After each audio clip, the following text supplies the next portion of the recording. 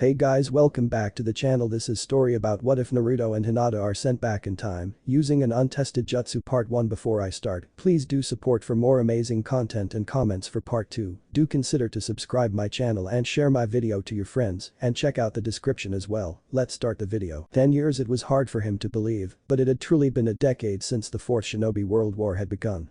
The man leaned back against the trunk of a tree, lost in his memories as he watched the sunset. He was a tall, athletically built young man with long, spiky, blonde hair that framed his face, falling past the whisker-shaped marks on his cheeks. His attire consisted of a simple dark green shirt, dark blue trousers, and a pair of black sandals. His allied shinobi forces hit I-8 was worn over his forehead and across the left eye that even the regenerative powers of the Kyuubi were unable to replace after it had been gouged out during one of the more recent battles of the war, though his healing abilities had saved him from carrying any scars. It was a habit, he supposed, that he'd copied from his late teacher. Although he'd long since stopped wearing his leaf-hit I-8 out of respect for what the Shinobi Alliance had symbolized, he always carried it with him as a reminder of those who had first believed in him and of his love for a home that he had not seen in years. Over the rest of his attire, he wore a black haori with stylized orange flames across the bottom hem. A swirling whirlpool-like design was emblazoned in red across the back as homage to his maternal clan. Partially concealed beneath his cloak, strapped to his waist, was a pair of combat knives. They were masterfully crafted, among some of Tenten's finest creations. The black hilts had been made with practicality in mind, as they were able to be held comfortably in either a normal or reversed hand grip. The blades themselves had wickedly sharp edges concealed within jet black scabbards, each of which was decorated with a detailed image of a fox hidden behind leaves. The material that made up the knives was specially treated to be stronger, more durable and able to channel chakra. The twin knives were the perfect tools to complement his destructive wind affinity and preference for close quarters combat. If only I had been stronger, thought Uzumaki Naruto, as he let out a deep sigh. None of this would have had to happen. The war had gone badly. Naruto and Killer Bee had entered the war against the wishes of the five Kages, turning the tide on multiple fronts of the battlefield. But momentum shifted against them, and they were forced into a stalemate once they had come up against the masked man known as Uchiha Madara and the seven-tailed beasts that he had already enslaved to his will. The pair had waged a desperate battle, but just when Naruto appeared to be gaining the upper hand by beginning to free the tailed beast and gain the Kyuubi's trust, Madara played his trump card and revived the Juubi, the 10-tailed beast, using only a fragment of the chakra from Gyuki and Kurama, along with the other 7. He then proceeded to immediately subjugate it, becoming its Jinchuriki. By the time anyone else from the army had arrived, Naruto and Killer Bee had already been defeated effortlessly, so outclassed that they hadn't even been able to put a scratch on the strange mask Madara always wore. The combined might of the allied shinobi forces had simply been blown away after Madara had become a Jinchuriki. In the end, the entire army had been forced to retreat from a single man. Everyone knew that someone would have to stay behind to hold Madara off long enough for the others to get away with the unconscious Naruto and Bee. In the end, it had been the 5 Kage who had stayed behind. Although they were soundly defeated, they had given their lives to buy enough time for the rest of their forces to escape. The only consolation was that Madara had, for some reason, been unable to enact his plan and cast a Jinjutsu upon the moon. Shikamaru had surmised that, barring the possibilities that he had either been lying the entire time or had simply switched plans, his inability to cast the Jinjutsu was due to the fact that the Juubi was still incomplete without the full power of the Hachibi and Kyuubi. From the intensity with which Madara still pursued the last 2 Jinchuriki to this day, it seemed that this was at least part of the explanation. Naruto had secretly wished that he could simply kill himself to end such a large threat to the world, despite how he knew it would make his friends feel.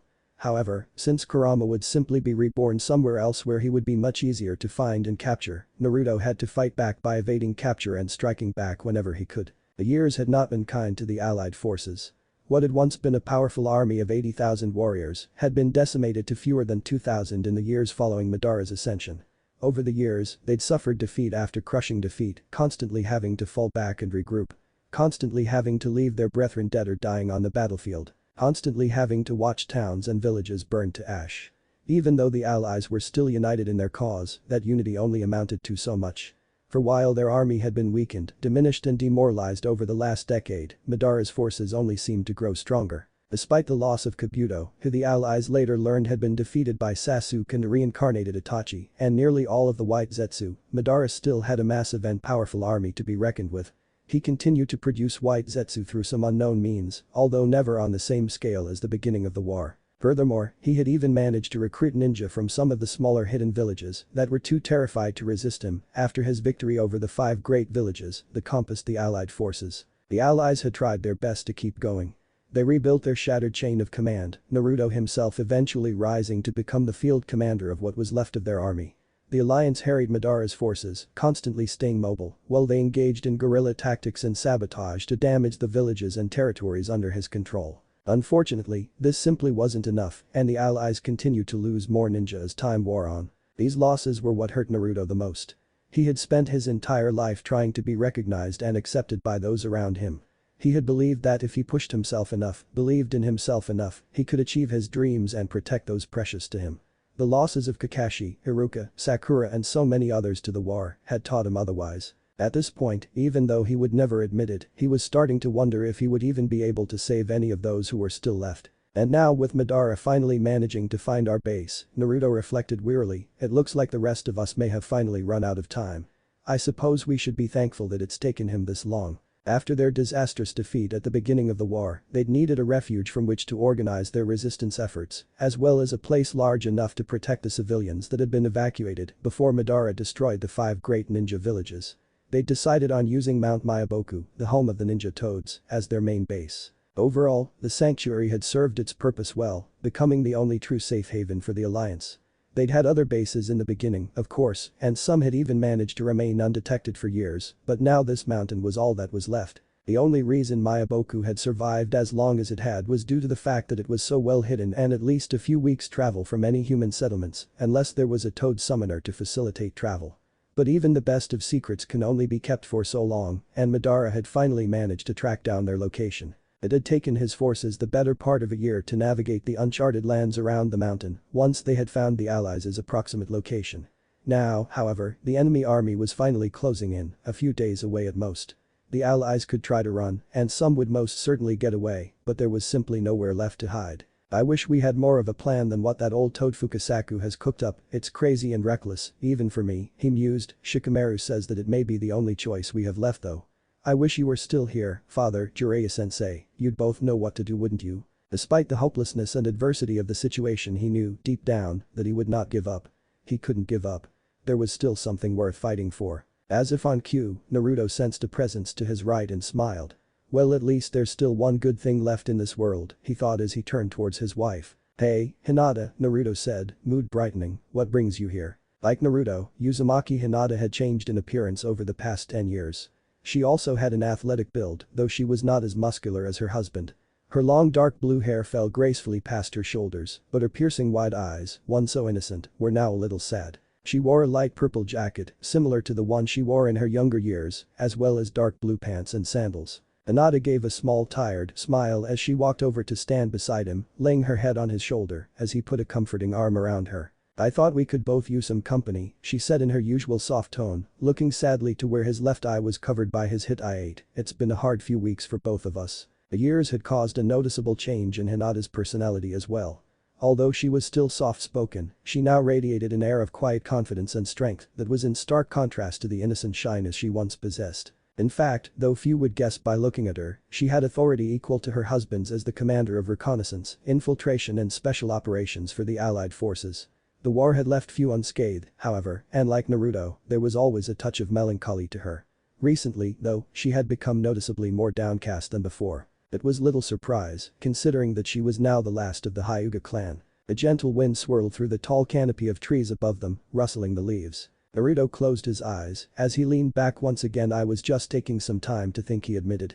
But you know I can always use your company, he added teasingly. They stood there for a while, simply enjoying each other's company. Suddenly Naruto's sky blue eye turned red and his face grew feral. Well, this is nauseatingly cute, don't we have a meeting to go to? A new voice barked from Naruto. Hello Kurama, Hinata said as she lifted her head, rolling her eyes, as polite as always I see. Naruto's features curved to form an eerie grin. I am being polite, I haven't killed you yet, have I now? Kurama chuckled before Naruto's features faded back to normal. I hate it when he does that without asking, Naruto said with a twinge of annoyance. I think that's why he does it, she responded, sighing. Even though I'd love to stay here for the rest of the evening, he does have a point.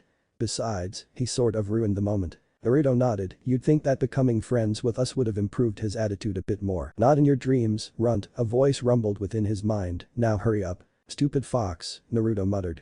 Then, raising his voice, he said more loudly, let's go, Hinata. She nodded and they started off to meet with the others. As the couple walked in silence along the path they maintained a slow and measured pace, the soft grass crunching underfoot. "So," Hinata began slowly as they neared the building in which they were to meet with the others, "are you still opposed to Shikamaru's recommendation? You know he's going to push it on us again, especially since this will be the last chance we will have to discuss the plan before we commit to it." Naruto gave a curt nod. "Of course. You?" Hinata hesitated. "You know how I feel. It's not that I'm against the plan itself, it's just the cost is so high, and we aren't even sure if it will work." She trailed off, "But it's not like I like your solution any more than his." "I know, Hinata. God knows I wouldn't like this plan if our places were switched." Hinata looked away, hiding the look of helplessness in her eyes. Naruto could sympathize. Time and again, the blonde-haired ninja had pulled off the impossible. He had become a legend because of it. But time travel. At best the idea was a desperate far-fetched hope, even for him. It wasn't that he didn't think it wasn't worth trying, however. In fact, both he and Hinata agreed that it might be their last and only real hope despite the seemingly impossible odds. It was only by luck 2 weeks ago that Fukasaku had uncovered a withered, dust-covered scroll lost deep within the Toad's library that detailed how to perform the complex time travel technique. The problem was that the ancient jutsu that he had found required an immense amount of chakra. An entire tailed beast store of chakra to be exact. This meant that giving the amount of chakra necessary to power the jutsu would be draining to the point that doing so would kill the tailed beast's Jinchuriki host. Even then, there would only be enough energy to send back 2 people at most, with little more than the clothes on their back, and that was only if it even worked in the first place. This chakra cost was the reason why it had never been successfully used. This, in and of itself, wasn't a problem.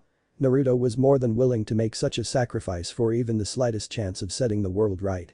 No, the problem was that Shikamaru had suggested sending Hinata and him back, saying that their strength, skills, and abilities, especially when working together, would offer the best probability of success. But, if he agreed with Shikamaru, then the sacrifice would have to fall to Killer B, and that was something he could not bring himself to allow. Unfortunately for Naruto, neither B nor Jayuki, the Hachibi, seemed to share this sentiment. Although Hinata was not as close to B as Naruto, she also disliked the idea of their friend having to sacrifice himself to send the couple back in time. Unlike Naruto, however, she was also vehemently against the idea of her husband making the sacrifice. Still, she knew the sobering and inescapable truth.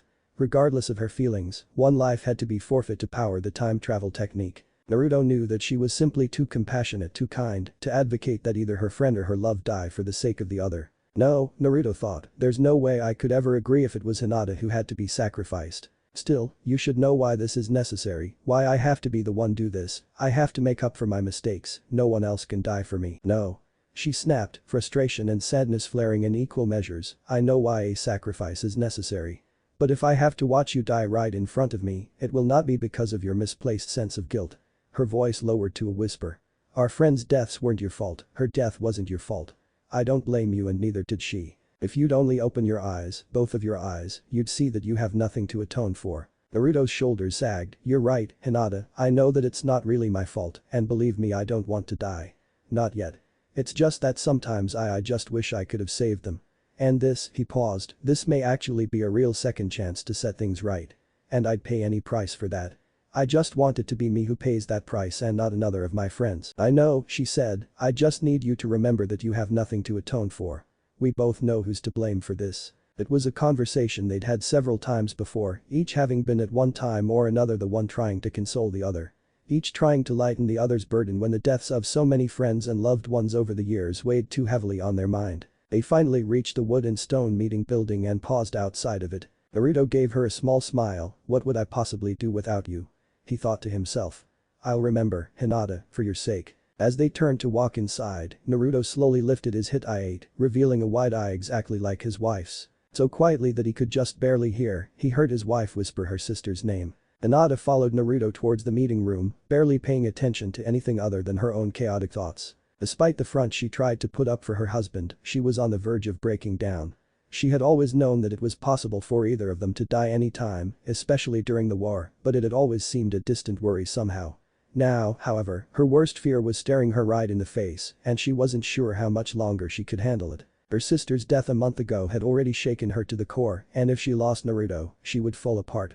She simply wouldn't be able to survive losing him too. Hinata knew that she was the only person who might be able to talk Naruto out of what he was trying to do, but, as much as she hated the situation, she couldn't bring herself to persuade him to change his mind. That was the worst part of all for her, the knowledge that she may be able to prevent his death, but that she wouldn't because she simply couldn't bring herself to be selfish enough to stop him from trying to save one of his closest friends. And now, she knew she may have to pay the price. "You're late," a bored voice drawled as they walked into the room, bringing her back to the present. Nara Shikamaru, the chief strategist of what remained of their army, sat at a large table consisting of Fukasaku and the two other members of the allied forces, privy to their insane plan. "We're very sorry Shikamaru-kun," Hinata said with a bow while Naruto stood looking slightly embarrassed. Physically, the strategist had changed little over the 10 years, though he looked much more like his father than before. However, mentally, he had grown a great deal, coming into his own as a leader with authority equal to both Naruto and Hinata's. "It's fine," Shikamaru sighed as the latecomers took their seats, "we were just continuing the same discussion as before. Basically, we've agreed, again, that we should send you two back, even though the dope won't stop complaining about it," Sasuke said nonchalantly as he turned his closed eyes to the pair. Uchiha Sasuke had, for better or worse, decided to defect from Madara's side, for reasons he still wouldn't confess, during the beginnings of the war. Though she had not trusted him at first, and probably never would be able to fully trust him again considering the amount of times he had tried to kill Naruto, Hinata had to admit that Sasuke had, if nothing else, proven himself a great asset to their cause. Defeating Kabuto and neutralizing his reincarnated army had most likely saved them from being utterly destroyed within months of their initial disastrous defeat. Further, he had been the one to bring Naruto and Bee to safety after they had been defeated by Madara. He had been forced to use Izanagi twice, sacrificing both of his eyes to keep the two protected from Madara's initial attacks long enough for the cages to begin to repulse him. Even without his treasured eyes, however, he was still a formidable fighter and still continued to take on various missions. "Not the words I would have used, but the boy is right," croaked the elder toad, Fukasaku. "Besides Naruto boy, you must remember that you are the child of destiny, and I believe the prophecy has not yet come to pass. You must not let your emotions cloud your view of the greater picture. Stop being a fool, it's not cool, Naruto." Killer Bee rapped. Of the 5 ninja present in the room, Bee had seemingly changed the least over the years. He was, in many ways, still the same boisterous, muscular and accomplished warrior with the aggravating hobby of creating bad rap lyrics. Still, to those who knew him well, like her husband, there were times when his personality would shift slightly, and one could get a brief glimpse of his all-consuming anger and desire to bring the man who slaughtered his brother and students to justice. "No," Naruto stated simply, already exasperated after a week of having the same debate.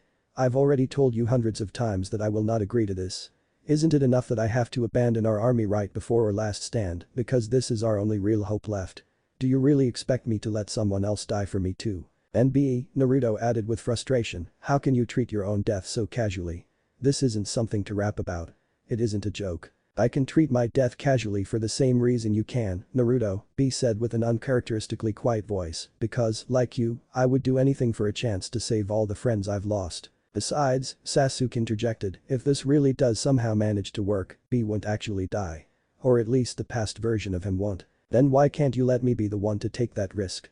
Naruto asked. "Calm down Naruto, this is our last meeting, and we don't have the time for this fight anymore," Shikamaru said tiredly. "I've already explained this to you. This decision isn't about who lives and who dies or even about our army anymore. You have to understand that time travel is very troublesome. I can only make basic short-term plans of what to do for whoever goes back. There are simply too many effects the slightest action could have on history for me to account for all the variables." He paused for a moment. "You two are among the strongest ninja we have, especially when working together. Honestly, with your ability to turn impossible situations into victories and with Hinata there to help you and to keep you from doing anything stupid, I think you two are the last, best chance we have. The war is lost.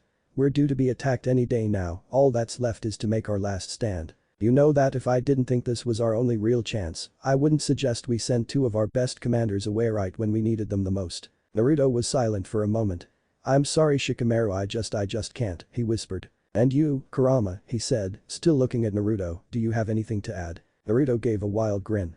"Well, I'd rather not deal with the inconvenience the pup's death would cause. I'd never hear the end of it if I stopped him.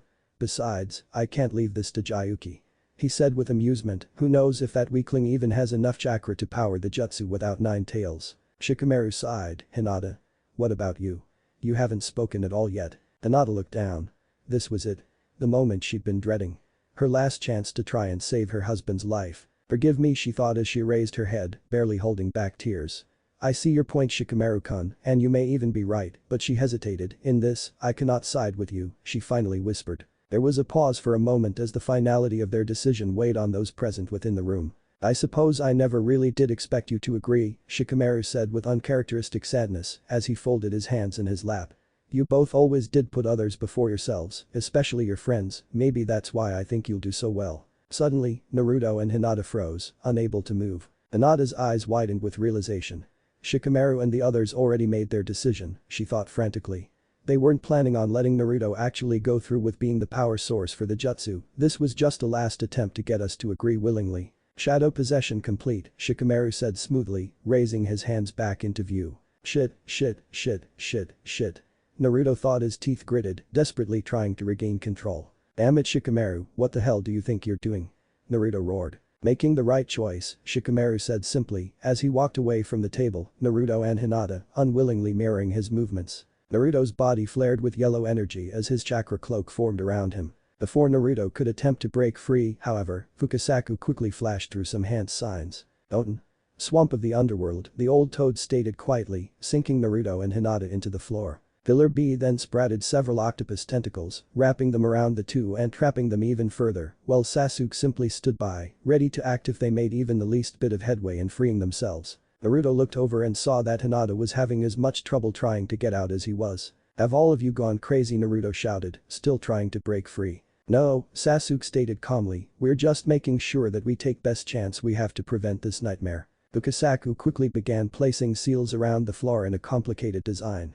"I'm sorry it's come to this, Naruto boy, but we can't afford to let you have your way," he said with a hint of regret as he began a complicated series of hand signs.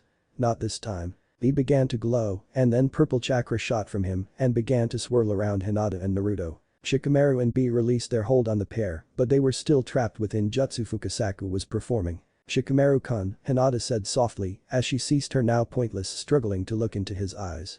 "To force us to be the ones to do this, to save our lives instead of another's, do you really believe in us that much?" "I do," Shikamaru responded without hesitation, "for what it's worth, I'm sorry we had to take this choice out of your hands. I hate to say it, pup, but I think we may be taking this trip after all," Kurama growled in Naruto's mind. Naruto released his chakra cloak and slumped, defeated. He had been prepared to make one last sacrifice to save his friends, and here he was, forced to let one of them die instead. "I may be blind, but I still know that look on your face, dope," Sasuke said. "This is not you failing to save a friend, this is your friends forcing you to be smart for once. Anyway," he added, "like I've already said, if this works out then none of us have to die." Naruto looked toward Sasuke. "I don't agree with this, Sasuke, but I understand." He glowed brighter and brighter, flaring like a miniature sun. The amount of chakra being released was incredible. "I'm getting close to the end of the jutsu, if you have any last pieces of advice, now's the time," Fukasaku announced gruffly. "First, I have warning for you three. I am not certain exactly what state you will be in when you return to the past. However, based upon my research I believe that you will most likely be separate entities from your past selves, with all of your abilities intact, except, perhaps for your summoning contracts, which you may have to re-obtain. As for the Kyuubi, he will most likely survive the ordeal, though beyond that, I cannot predict what effects this jutsu will have upon a tailed beast, since it was never designed with one in mind. Lastly, be careful, there's no telling how difficult a trip through time might be. As for my advice, all I have to say is this. Remember the prophecy, Naruto, remember that you can still change this world for the better." Shikamaru stepped forward resolutely. "There's little I can suggest for you to do," Shikamaru began. "Like I said, this situation is troublesome.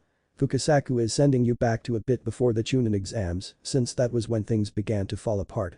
You should start by talking to the third and asking him for help. Remember that since we never did see Madara try to perform that ridiculous genjutsu, we still don't know if that really was his ultimate goal, or if he was just lying and had something completely different up his sleeve, but it doesn't really matter. Either way, the keys to his plan are the 9 Jinchuriki, including Naruto, if you can find a way to protect them from Madara, you should be able to stop his plans." Naruto and Hinata nodded in acknowledgement, each with a look of determination on their face. Sasuke turned his sightless gaze towards Naruto, and for a moment, he felt like he could once again see his rival's piercing red eyes.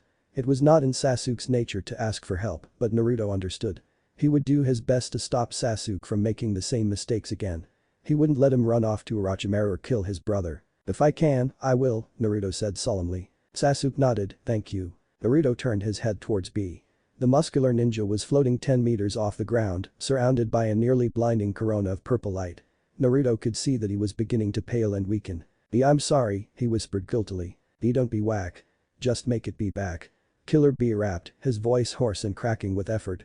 And be sure you two kill that B bastard and save the cloud for me and Hachibi. Don't doubt it, Naruto said with a slight grin. B's grin deepened as the light faded from his eyes and his face went slack. Shikamaru caught his body as it fell towards the ground. As if on cue, the last of the chakra drained from B's body and came to surround them. The chakra began to swirl faster and faster until Naruto was unable to make out anything beyond the powerful torrent of energy. Naruto grasped Hinata's hand and looked towards her. As he looked deep into her eyes he knew they were thinking the same thing. They may not have chosen this path, but they would not fail and they would never give up. After all, now they had everything to fight for. The torrent of chakra began to rage and howl, louder and louder, until suddenly the sound ceased and everything faded to black. What a weird dream, Hinata thought blearily as she began to regain consciousness. She stretched out in the grass, trying to wake herself up. Grass. That's odd. She slowly opened her eyes and what she saw jolted her back to full awareness. Rather than the bedroom she'd been expecting, she was in the middle of a dense forest. Wait, the jutsu? She thought, scrambling to her feet as her most recent memories surged to the forefront of her mind. Did it work? It definitely did something. Just then, she noticed Naruto beside her, still asleep. She knelt next to him and tried to wake him. Naruto. Naruto. Wake up. She insisted as she shook him. Hinata. What is it? He asked groggily. I think it may have worked. Huh? What war? He stopped mid-sentence as his eyes shot open. Where are we? Are we back? He demanded, jumping to his feet. I'm not sure yet, but if it did actually work we should be somewhere near Konoha. She gazed up at the blue sky overhead. Let's check, she said. She quickly stood up and began to jump to the tops of the trees, Naruto close behind her. Please be here, please be here, please be here. Thought Hinata desperately. She burst through the canopy and began to look around for her former home. Hinata froze. I can't believe it, Naruto whispered as he came up beside her. There in the distance, no more than a few kilometers away, was the Hidden Leaf village, completely intact. The monument, she whispered, as her eyes began to water. Tsunade-sama's face isn't there. It worked. Naruto exclaimed, pulling her into a hug. Thank God it worked, he choked. Hinata was at a loss for words. She had hoped that their plan would succeed, but until now, she honestly thought it was little more than a desperate fantasy. We can save them, she sobbed, gripping her husband, our home, our friends. We can save them, we can change things this time. They stayed that way for a few minutes, too stunned to do more than hold on to each other and pray that it wasn't all just a dream. Hinata wiped her eyes, smiling as they pulled apart, truly hopeful for the first time in years. Let's get down from here, the last thing we need is to get spotted now. Good idea, Naruto nodded. They jumped down from the treetops and settled into the shadow of a large oak. So, Hinata began, what now? Naruto leaned against the tree and thought. I think we should follow Shikamaru's suggestion, he said. We need to find at least one other person to help us and the old man's probably our best bet. Agreed, but still, there's the matter of getting into the village itself. She paused. We could probably sneak past the patrols closer to the village and at the gate, but I'm not sure about reaching the Hokage himself. He's sure to have at least a few guards besides the ones we saw and they're bound to be far from incompetent. While I'm sure we could incapacitate them, I doubt that acting like assassins would do much to help us make our case. You're right, we need to find a way to get a private audience somehow. We also need to figure out exactly when we were sent to. We may be back in the past, but that's no guarantee that we're exactly where Fukasaku aimed to send us. That's a good point too. She hesitated. The biggest problem, though, is our appearance. I doubt anyone would be able to connect us to our past selves. It's just too unrealistic to be believable, even if it is the truth. Still, you look too much like your father, and I look too much like a Hyuga for us to be able to simply ignore it. Most importantly, our eyes, Naruto, we have to hide our eyes. If my father even suspected that the Hyuga's Bakugan had been obtained by anyone outside the clan, he would be furious. And as far as he knows, we're both outside of the clan. Why does everything have to be so difficult? He sighed. At least my mother's clan isn't in Konoha to complicate things as well. Naruto paused. Wait, that's it. Hinata looked at him quizzically. What do you mean? My mother's clan, the Uzumaki, they were one of the most prominent clans of Uzashigakure in the land of whirlpools. The village was destroyed in the Third Shinobi World War, but the village, especially the Uzumaki, had always had close ties to Konoha. If we say that we were survivors from the village that have come to join the Leaf, it should be enough of an excuse to at least get to see the old man.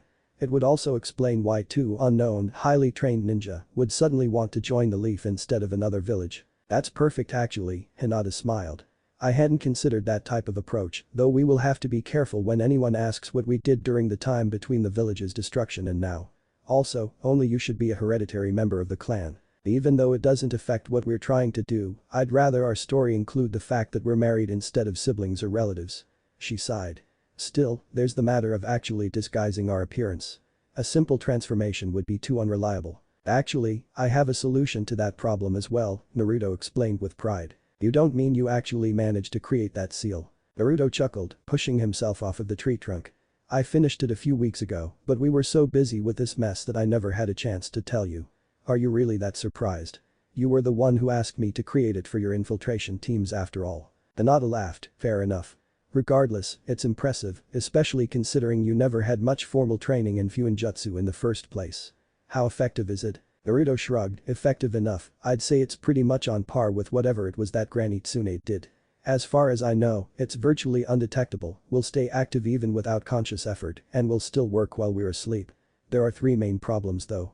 First, it will constantly feed of your chakra to keep active. Not that much, at least, not for ninja of our level, but it would still be a disadvantage in battle. Also, that means that if you don't have enough energy to sustain it, the transformation will fade. Second, you're limited to only one appearance, so you'd have to remove and reapply the seal to change how you look. Last, the seal will still be visible even during the transformation, though since I invented it, no one will know what its purpose is. He paused. Also, there's one more thing. It wouldn't normally be too much of an issue, but the actual creation of the seal is draining, so it'd be dangerous to do in the field. I see, Hinata said, nodding. Still, even with those drawbacks, that seal should be more than enough. She thought for a moment, recognizing a potential problem. We do have to test it though. If I can see through it with my Bakugan, it may make things more difficult. Naruto nodded, you're right. I guess I didn't have to take the Bakugan into account while I was working on it since your entire clan fought with us. Let's test it before we go any further then. He took a deep breath before beginning a series of hand seals. After about a minute, he finished and his right hand began to glow. Metamorphosis, he whispered as he pressed his hand into his left shoulder. An elaborate circular design began to form, spiraling out from where his palm met his shoulder. The shape shined brightly just as it was completed. After the light faded, it looked like nothing more significant than an intricate tattoo. Here we go, said Naruto, grinning at her. There was an explosion of smoke, but it was much larger and more powerful than the one that accompanied a normal transformation. When the smoke cleared, a new man was in the place of her husband, still wearing the same grin Naruto had seconds earlier. While his clothing was the same, his physical appearance was completely different. The whisker marks that were on his cheeks were now non-existent. His face was slightly different structurally and was a bit more angular and had more softness to it than Naruto had originally had. The most apparent change, however, was his hair. He had straight crimson hair that hung down to his shoulders, a bit of it framing the right side of his face. The only thing consistent with his original appearance, she noticed, were the striking blue eyes that always reminded her of a clear summer day, though now he had 2 instead of 1. Naruto brushed a few strands of his new hair out of his eyes. So? What do you think? He asked in a voice that she'd never heard before. Well, she smirked, you look handsome. Not as good as the original, of course, but I think I can learn to live with it. Naruto laughed, though the sound had an edge of fatigue to it. I'm glad you approve. Can you take a look? Of course, just a second, Hinata said as she made a hand seal. Bakugan. Her range of vision increased exponentially, expanding outwards for miles in every direction. She took some time to steady herself against the sense of vertigo and strangeness that accompanied the activation of her eyes before focusing on Naruto. It's hard to describe. I can't see through your transformation like I would be able to normally, but when I focus intently on you, you become blurry, but only slightly. She paused for a moment. Considering how proficient I've become with these eyes, I doubt most of my clan would even be capable of noticing it, no matter how hard they tried. Still she turned towards the direction of the village, though I doubt they'd activate their eyes within the village just to study us. Be careful of the stronger members of my clan. My father, Niji Nai-san and maybe a handful of my other relatives they may be able to see through or disguise. There's no way they'd guess the truth, but still, I'd rather them not become suspicious of us. I guess that's not too surprising, Naruto said, face pensive, but do you think it's worth the risk? It's not perfect, but in a village filled with Hyuga, it's the best anyone could ask for, so I do think it's worth it. Besides, it's not as if we have much of a choice. But point. Well then, he added, becoming excited, that means it's your turn. What do I do? She questioned. Imagine what you want your appearance to look like and how you want to sound, just like you would when performing a normal transformation, and keep the image firmly at the front of your mind as I apply the seal. After it's applied, you simply will it to activate by channeling chakra to the seal and having conscious desire to switch to your alternate appearance. You deactivate it the same way. Hinata thought for a minute, deciding on an appearance that she thought would be appropriate. "Ready," she said. Naruto nodded before beginning the same set of hand seals he had used before. Once he finished, his hand began to glow again. "Metamorphosis," he murmured again as he placed his hand to her left shoulder. Immediately she felt an odd sensation. She felt as if her body had somehow become water. Constantly flowing and moving, never staying in exactly the same shape for more than an instant. It wasn't an unpleasant feeling, it was just odd. And then the feeling suddenly ceased, and as she looked at her shoulder, she saw a design identical to her husband's. Naruto began to rock on his heels, steadying himself against the next to him with one arm. He seemed utterly exhausted. "Are you okay?" she asked him cautiously. Yeah, I'll be fine. Like I said, the seal is tiring to create." Tiring is an understatement, Hinata mused as she looked him over, taking in his weary appearance and ragged breathing. He looks about ready to fall over. After a few moments, Naruto had managed to catch his breath. "Well, don't keep me waiting," he said, beaming. "Let me see." That man, she thought, rolling her eyes inwardly.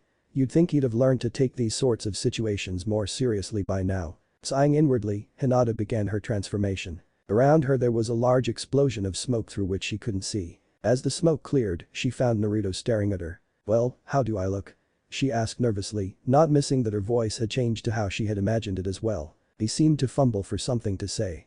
"Gorgeous," he whispered, "but not as good as you normally look. I was just caught off guard." He added hurriedly. Hinata felt her cheeks flush slightly. She held her hair in front of her eyes. It had a silvery white hue, just as she'd imagined it before he'd placed the seal on her, and fell past her shoulders in a fashion similar to her original hairstyle. Her skin, she noticed, was a bit darker than it was before, as if it had been tanned slightly. She took a kunai out of her tool pouch and caught a reflection of the rest of her appearance. Her face, like her Naruto's, had become slightly more angular. Her eyes, however, were quite different. They were no longer stark white and now had visible irises of a deep violet color. After a moment, she smiled. "Well, I'm glad you like it," Hinata said as she put her kunai away. "Now that our disguises are taken care of, is there anything else we need to do before we go to the village?" She considered it, but couldn't think of anything else.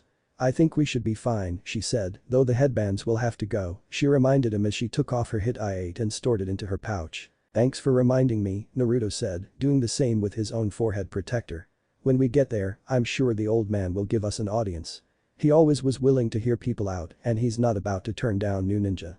Still, there's no way that he's ever left alone with strangers or that anyone will blindly believe we're really who we say we are, which we aren't. I'm guessing he always has 2 or 3 Anbu somewhere in addition to the regular guards, just in case. Can you take care of them while I seal the room?" Hinata raised an eyebrow. "You do remember who you're talking to, right?" she teased with a smirk. Naruto laughed. "You know what I mean. Besides, it's not like I could do it, not quietly at least." Hinata chuckled as well. "I know, Naruto. You have many strong points, but subtlety has never been one of them." "Well," he began, "we should probably make our way over to the—" He stopped, abruptly staring off into space. Naruto, Hinata said, waving her hand in front of his face. He sighed, "Sorry about that. It looks like we have a problem." "A problem?" "He can explain it better than I can." After Naruto finished, his transformed face took on animalistic features as his eyes turned red. "Earl," a familiar voice growled. "Kurama. What's wrong?" "My power," he paused, "it's gone." Hinata froze, eyes narrowing. "Gone?" she whispered. "Yes. The trip was more dangerous than the toad thought, and I had to use all my chakra just to keep you two from being torn apart from the ravages of the time stream. Somehow though, using my chakra to protect you from that trauma had an effect on me. I've been attempting to gather my power since before you regained consciousness, but it seems that I've been weakened somehow. I cannot give Naruto any power right now, nor can I regenerate it to what it was before." Perfect, she thought, another problem. Naruto is powerful in his own right, but without Kurama to help right now, countering Madara is going to be much more difficult. "You don't have any good news, I'm guessing." "There is one thing. Like I told the runt, I can feel my chakra returning gradually. It's slow, disgustingly slow, but it should still come back on its own in time." "How much time?" she asked. Kurama looked away. "Months? Years? I cannot be sure. All I know is that it will be a long time before I can grant Naruto the level of power I could before. Until then, I will do what I can. Try to not get killed while I recover, though I've just begun to tolerate you two slightly more than other humans." But that, Kurama was gone and Naruto's face returned to normal. Hinata sighed. "Damn it, yeah, this is definitely going to make things harder," Naruto replied. "Still, there's not much we can do about it, so it's probably better to just not worry." "You're right," Hinata agreed, though she was still concerned. "Let's just focus on what we can do right now." "That's my girl." Naruto grinned, though it didn't seem quite as confident as it normally would. Hinata laughed, her apprehension melting away just a bit. Everything will be fine, as long as we're together. Let's go, she said, motioning towards the village. Naruto nodded, and with that, they were off. Naruto walked down the main street of the village, captivated by sights he'd never expected to see again. Well, that was easier than I'd expected it to be, he thought. The Tetsu and Izumo had been surprisingly willing to let them into the village. They'd simply sent a messenger to the Hokage tower and told them to go there to await an audience. I guess this is what it means to live in peace. I'd almost forgotten. He looked over to his side. Hinata seemed just as out of place as he was. It's been so long it surprises me, he whispered. I feel the same, but it's nice, she said smiling. Naruto smiled as well. He couldn't disagree, it had been a long time since he had felt such a sense of solace. Hey! Get back here. Someone shouted. You'll never catch me. A child shouted back. Naruto looked towards the commotion. Hinata laughed next to him. It can't be. It is, Naruto said, facepalming. Running through the street right towards them was a young boy with bright blonde hair, carrying a bucket of paint and a brush. He ran past them laughing happily as he was chased by a pair of older ninja. I guess we know when we got sent back to now, Naruto said, embarrassed. I'm impressed you haven't gotten caught by those two yet. Well, he chuckled, I did have a lot of practice at pulling those pranks off. That one was definitely one of my favorites though. What are you doing, Naruto? A familiar voice yelled. Until that part, Naruto sighed. Was that Iruka-sensei? She asked. Yeah, he was usually the one who caught me. He always seemed to know where I was. Somehow Naruto trailed off. Just then, they arrived at the Hokage tower. It's just like I remembered it. Feels like old times, Hinata said. Are you ready? As much as I'll ever be. If nothing else, it'll be good to see the old man again, Naruto said. He walked inside, Hinata right beside him. Honestly, Sarutobi thought, sighing, sometimes I wonder if I spend more time filling out paperwork than actually watching over my village. The third Hokage lit his pipe once again as he sat back in his chair. And today would have had such a light load, too, if Naruto hadn't decided to vandalize an entire mountain, he thought with annoyance. What am I going to do with that boy? I know he wants attention, but right now all he's doing is wasting his potential. Okage-sama, a man said, opening the door to the room, the two ninja from Whirlpool have arrived. Thank you, Genma, please send them in. Yes, sir. Genma replied. Well, he thought, at least this will be a welcome diversion. It's been some time since I've met anyone from Uzushiogakure, and even longer since any asked to join our ranks. And in Uzumaki perhaps I should introduce them to Naruto if nothing else. As he contemplated this development, two individuals, a couple he recalled, entered the room. The man was striking. Sarutobi did not miss the characteristic red hair of the Uzumaki clan, as well as his piercing blue eyes. He wore a black cloak that seemed oddly similar to the one Sarutobi's successor had worn, though that couldn't be anything more than a coincidence. Strangely, however, the man's entire demeanor, while powerful, seemed to also hold a hint of playful mischievousness about him. He couldn't quite put his finger on why, but it somehow reminded him of another red-haired Uzumaki that he hadn't thought about in a long time. The woman, on the other hand, seemed to complement him perfectly. She had flowing, silvery white hair and glowing violet eyes. She was more graceful than he was, but the Hokage had no doubt that she was his equal in strength and ability. Both of them exuded a quiet sense of power and confidence. Furthermore, though he doubted many would be able to notice it, both of those in front of him had the unmistakable bearing of one who was experienced. Not just in training or fighting, but in war as well. These were individuals who knew the true meaning of loss and sacrifice. However, Sarutobi had seen veterans of the Third War who seemed to carry less of a weight on their shoulders than the two before him, and he wondered what, exactly, they had experienced to make them this way in a time of peace. Oddest of all, the Hokage noted, was how they looked at him. Though he only saw their reactions for a second before they were hidden, for some reason both looked as if they had seen a ghost. Uzumaki Sora and Uzumaki Naomi, correct? I am Sarutobi Hiruzen, the third Hokage. I must say, it is a pleasure to see survivors of your clan alive and well. It has been quite some time since I've had the chance to meet with one of you. Sora and Naomi bowed to him. It's a pleasure to speak to you as well, though not one I'd have ever expected to have, Sora said. So, the Hokage replied, moving past the oddity of his statement, what brings you to Konoha? From what I understand, you wanted to join us. That and another reason, he said. He looked towards his companion, Naomi, and she nodded at him. Sorry, Hokage-sama, but we need to speak with you privately, she said. Immediately, the woman began to move. The veins around the woman's eyes bulged out and she began performing a series of hand seals. It happened so quickly that Sarutobi couldn't react in time to stop them. As the woman finished, the Hokage felt a wave of power flow throughout the room. Just as she finished, the man threw a set of tags around the room, one for each of the 4 cardinal directions. He waited a few seconds and then puffed one last time on his pipe before putting it down. Fuinjutsu, eh? He asked. It appears to be quite skillfully done. I take it no one can hear or see us in here. The man inclined his head. You are correct. Well, considering that no one has come rushing in here, it looks like you've managed to put 3 of my Anbu members, in addition to my normal guards, under a Jinjutsu just long enough to seal the room, but not long enough for them to notice it. I must say, I'm impressed, he said as he rose unhurriedly from his chair. At this comment, the woman smirked. Well, I did have an excellent teacher, she said. I don't doubt that, it's rare to find a Jinjutsu master of such talent. He paused, you know, it's been quite some time since I've had an attempt on my life. I do wish you'd come some other time, though, I've had a long few hours, he sighed. Well, let's get on with it, I don't have all day. At this, the two strangers shared a look. Then the man burst into laughter. What are you laughing at? Sarutobi asked, confused. Of all the actions he could imagine of an assassin facing a cage-level opponent, laughing seemed the least likely of all of them. Sora grinned. Now that you've mentioned it, I do wonder how well I'd match up to you. However, if we wanted to kill you, do you really think we'd walk into your office in broad daylight to do it? Sarutobi narrowed his eyes.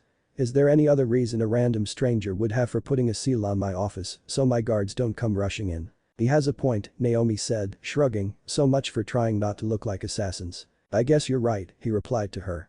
We should probably just show him. Show me what? What are you talking about? Sarutobi asked. Do this, Sora just smiled. Then there was a burst of smoke and 2 new people were standing in front of him. No, it can't be, the Hokage whispered. He paused, his thoughts in complete disarray. Minato? He asked, unable to hide his shock. After his initial surprise, Sarutobi brought himself to focus on the woman standing next to this man, finally noticing her stark-wide eyes. And are you a Hyuga? What is the meaning of this? The strange man, for the Hokage was now certain that Sora was not his true name, looked away. Well, you have one of us right, old man, she is a Hyuga, but no, I am not my father. The Hokage frowned at the way he was addressed, trying to mask his confusion. Father? Do you really expect me to believe that Minato had a son? The man turned back towards him, grinning. Of course, old man, you did take care of me for the first 12 years of my life after all.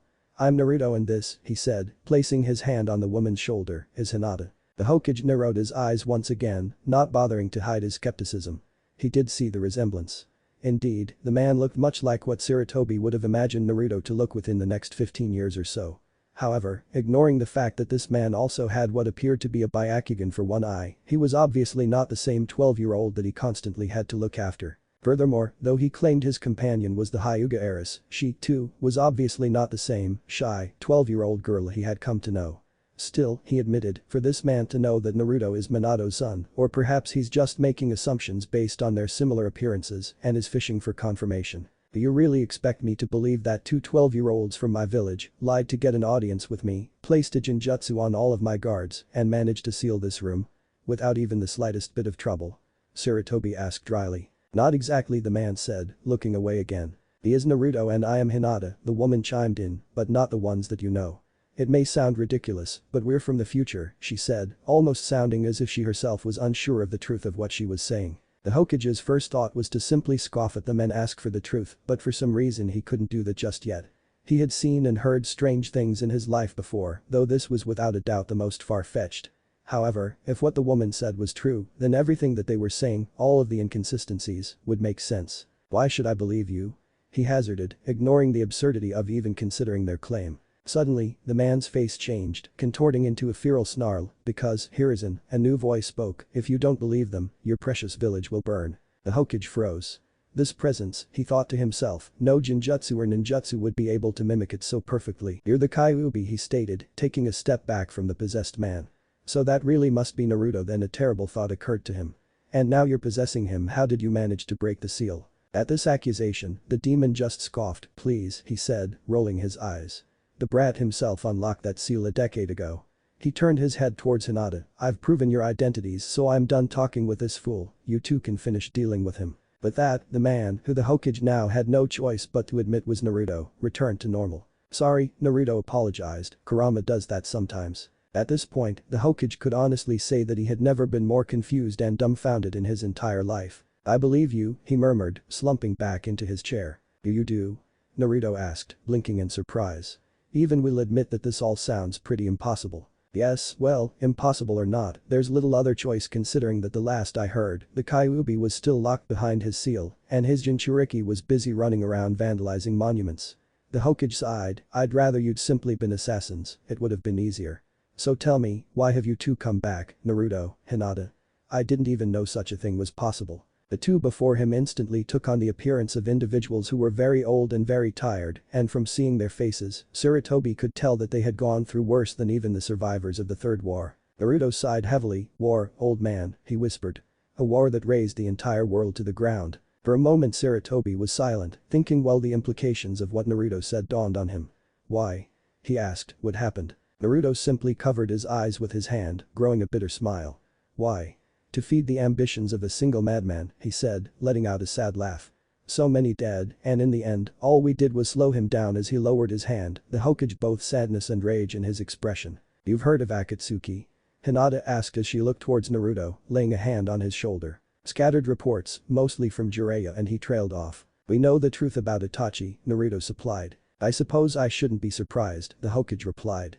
"But yes, I've received reports from Jiraiya and the occasional correspondence from Itachi, but other than their major objective, I know little about the organization."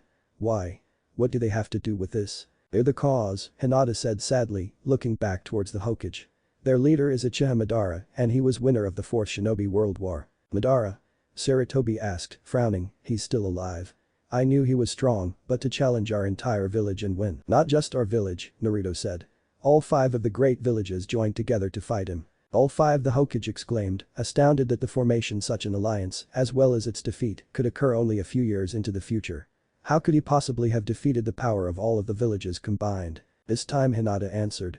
"He couldn't normally. Though we'd killed most of the members of Akatsuki by then, they'd still managed to capture the first 7 of the tailed beasts. They'd also managed to obtain portions of the chakra from the Hachibi and Kurama. Somehow Madara was able to combine them to recreate the Juubi and become its Jinchuriki, effectively becoming a second sage of the 6 paths. He claimed his goal was to use all of this power to cast a Jinjutsu on the entire world," Naruto continued. "For some reason though, he was never actually able to do it. Unless he changed his mind or was just lying the entire time, we think it must have had something to do with him being incomplete because he lacked 8 and 9 tails themselves. Either way, for the last 10 years our army struggled to fight back and find some way to defeat him, but we never could. Sending us back in time was the best chance we've had since the war first went downhill." 10 years. The Hokage thought to himself sadly, "I became Hokage to protect these children from the horrors of war. It seems that I have failed them terribly on that account." "Uchiha Madara, the sage of the 6 paths, the 10 tails." Sarutobi whispered, "This all sounds so impossible, but it's true, isn't it?" Naruto and Hinata both nodded. "How long do we have?" he asked. "Thankfully, Akatsuki didn't begin to move in earnest until a couple of years from now in our time, and even then it was still quite a while before the war itself broke out, so we'll be able to prepare," Hinata answered. "However, there are still other problems and dangers which hurt the leaf that we hope to prevent. Those began during the upcoming Chunin exams." "I see, well it is good to know that we still have some time. However, I must also ask about the Kyuubi Kurama you called him, did you really unlock his seal?" "I did," Naruto replied. "But to be honest, I trust Kurama with my life. There's no way I would have survived this past decade without his help." Then Hinata spoke up. "Furthermore, Kurama didn't attack the village of his own will. It was Madara who'd initially released him from Kushina. He also used his Sharingan to control Kurama and force him to attack the village." "I see," the Hokage murmured. "That certainly does answer some questions I had from that night." As he studied the faces of those in front of him, he remembered something. "Also, Naruto. That eye of yours," Sarutobi finished, letting the question remain unspoken. Naruto reflexively reached up towards his left eye before turning away. Hinata looked towards him with a sad expression on her face. "It was a parting gift from Hanabi," he answered quietly. Sarutobi was quiet, studying the young man for a moment. "His grief is still fresh, he obviously hasn't had that eye for very long, but I can't help but wonder why he seems to feel so guilty." "What do you plan to do?" the Hokage asked them, changing the subject. Naruto looked towards him resolutely, determination evident on his face. "We'll fight. We'll win." He smiled, "I'm not someone who gives up after just one try, even time can't stop me." Sarutobi nodded. "Perhaps he hasn't changed as much as I'd thought. I'd never have expected myself to feel this way, but I'm happy for that." "You've grown, Naruto," Sarutobi complimented. "Tell me, did you ever achieve your dream?" At this Naruto chuckled, rubbing the back of his head in embarrassment. "To tell you the truth, old man, I never made it past Genin." "Genin?" Sarutobi asked, shocked. "I was almost certain that he'd really managed to become Hokage." Hinata just sighed. "No, he didn't, but that's only because he spent 2 years training with Jiraiya-san." After the war began, we didn't bother wasting time on unnecessary titles. But for some reason, she said, rolling her eyes as if she'd had to deal with this situation too many times before, he likes to conveniently forget that he was the field commander of our army, effectively making him the equivalent of a Kage in all but name. We simply haven't had an official Kage from any village since Tsunade-sama and the others died 10 years ago. Come on Hinata-chan. Naruto griped playfully, you know I haven't cared about being a genin in ages. Sarutobi nodded distractedly in acceptance of Hinata's explanation, barely even noticing Naruto's response. Training with Jiraiya. And Tsunade's Hokage. He whispered. Then he quickly reined in his curiosity. I apologize, I'm getting off track, he said, looking towards the couple in front of him. I'm sorry, but at this rate our conversation will continue for the entire day. We can discuss more of your knowledge of the future later, but you should leave soon so that my guards don't become too suspicious. First, though, tell me, did you two only come here to inform me of these upcoming events? Hinata shook her head. Well, we thought it best to hide our true identities from all but you for now, we actually would like to rejoin the village to help with both this and other matters. I understand. Sarutobi said, smiling, Konoha would be more than happy to have you. The cover you've developed was quite clever. There shouldn't be too many questions about Whirlpool Shinobi joining our village. So how exactly will this work? Naruto asked curiously. Standard procedure for joining Konoha is rather simple. All shinobi who wish to join the village only need to obtain my approval, which I will give to you. After that, regardless of ability, all of these shinobi must serve a mandatory probationary period as a genin before they are eligible for promotion. The Hokage sighed, I apologize for this, especially given the fact that you are already leaf shinobi and are obviously among the most capable in the village, but I do not want to draw too much attention to you by excusing you from this requirement. Don't worry, Naruto assured him, like Hinata said, we haven't put much emphasis on rank in a long time. Besides, he added as he looked out the window towards the village, I'm just glad to see my home again. I'm glad you understand. Still, know that I will promote you as soon as I am able, I wouldn't be so cruel as to make you two take the Chunin exams to progress. Furthermore, despite your official status as genin, you will still be assigned higher level missions due to your abilities and be compensated accordingly. Given the circumstances, I will also give you the autonomy to operate independently and do what you deem necessary to prevent this war that you've told me of. In the meantime, I'll trust you two to inform me of any important events or developments. Of course, Hinata replied, you can count on us. Before you leave, we'll have to make sure you have enough to live on for the time being. Take this, he said as he pulled a few envelopes from his desk, these are the equivalent to what you'd get for completing several S-rank missions. You'll find enough money in there to support yourselves for the next few months while you get settled down and begin to complete your own missions. Naruto eyed the envelopes apprehensively, old man. I insist, Sarutobi said. Besides, I'm sure you've more than earned it through the past 10 years. Thank you, Naruto said as he took the envelopes and put them away. Thank you Hokage-sama, Hinata repeated. We also need to find you somewhere to live as well. The village keeps empty housing for occasions such as this. You can take one of those to live in as long as you need to, he said as he began to look through his desk for a list of vacant homes. However, you should probably live together since I believe that being married was also a part of your cover. I hope you don't mind. At this statement, both of them fidgeted in embarrassment. Sarutobi looked up, confused. Is something wrong? He asked. Actually Naruto began before trailing off quickly. We really are married, Hokage-sama, Hinata finished, blushing slightly. Sarutobi stared at them for a moment and then laughed. Really now? He asked with amusement. Well, I can't say I'm too surprised, I suppose. The Hinata I know has been following Naruto around for the past few years after all. Following me around? Naruto asked with a puzzled look on his face. What are you talking about? So yes, sharing a home won't be a problem, Hinata interrupted hurriedly, slightly redder than she had been seconds before. The Hokage smiled at the two of them.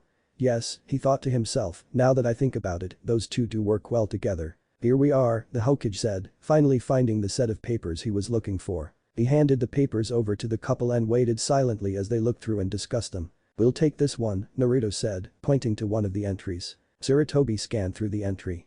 It was an apartment on the far end of the village, opposite the Hyuga estate. Ah. I couldn't detect it, but you're worried about your clan seeing through that hinge of yours, aren't you? He said. Hinata nodded, yes. The technique we used is rather advanced, but someone skilled enough with the Bakugan may still be able to spot some abnormalities. I see, Sarutobi said, understanding her apprehension. That is a danger that is best avoided, especially with your eyes. Very well, this apartment also happens to be fully furnished, so that will make things easier as well. He filled out the necessary paperwork to allow the two ninja to live in the home, as well the forms necessary to grant them the status of genin within the village. These forms contain my approval for you to become ninja of the village and to live in the apartment you chose. Take them to the personnel office downstairs and they will take care of the rest. Thanks for everything you're doing, old man, Naruto answered. We're very grateful, Hinata affirmed. They both bowed. We'll leave for now, Naruto said, but we'll contact you if anything comes up. He paused, also, it's not much to worry about, but I'm sorry about what my younger self is going to do tomorrow. Alright, Sarutobi said wearily. I wonder what he means by that. It's probably just some prank to celebrate his final exam. The Hokage watched as Naruto and Hinata transformed back into their disguises and took down the tags around his office. As they were about to open the door to leave, he remembered Naruto's earlier comment about never being promoted and stopped them. Naruto? He asked. Naruto and Hinata both stopped and turned towards him. I want you to know that I believe you would have made an excellent Hokage had you been given the chance. Naruto stared at him for a moment and then grinned. Thanks, old man. Really, it means a lot, but it's alright. It doesn't matter to me whether or not I'm a Hokage, all I really care about now is saving this village. The Hokage nodded in response and Naruto turned to go. But don't you see, Naruto? Sarutobi thought with a small smile as he watched the couple leave. That desire to save the village, regardless of fame or recognition, is exactly why you would have made such a good Hokage. I'm so proud of who you've become. As the door closed, Sarutobi calmly picked up his pipe and lit it, his paperwork forgotten, as he pondered what this day's events meant for the future of his beloved village. That went well, Hinata said a few minutes after they left the building. Yeah, Naruto agreed, Shikamaru was right, the old man definitely was the best person to talk to. He looked back towards the tower. What did you do to stop them from noticing us anyway? I used a subtle technique to misdirect their senses, she answered. I only made it strong enough so that your seals wouldn't be noticed and only held it for a moment so none of them noticed the change. That's amazing, Naruto complimented her. Sometimes I wish that I wasn't so horrible at Jinjutsu, it really does seem like it'd be useful. Hinata smirked. I have my tricks and you have yours, she reminded him teasingly, we're a team for a reason you know. Naruto chuckled, yeah, you're right. They walked in silence for a bit longer before Hinata remembered something. Now that I think about it, she began as they walked through an empty side street. Why did you apologize to the Hokage right before we left? Naruto stopped walking and shifted uncomfortably. She paused, looking at him. What is it? She pushed, becoming concerned. Well, you see, he trailed off. Yes. It has to do with how I passed the academy exam and became a genin. She thought for a moment, digging up old memories. That's right, she said, I remember now. You failed that exam, but still managed to become a genin. You never did tell me how. He shifted again. Yeah, it had to do with that. I didn't want to make you angry. Angry? She thought to herself, why would he be afraid that I'd get angry?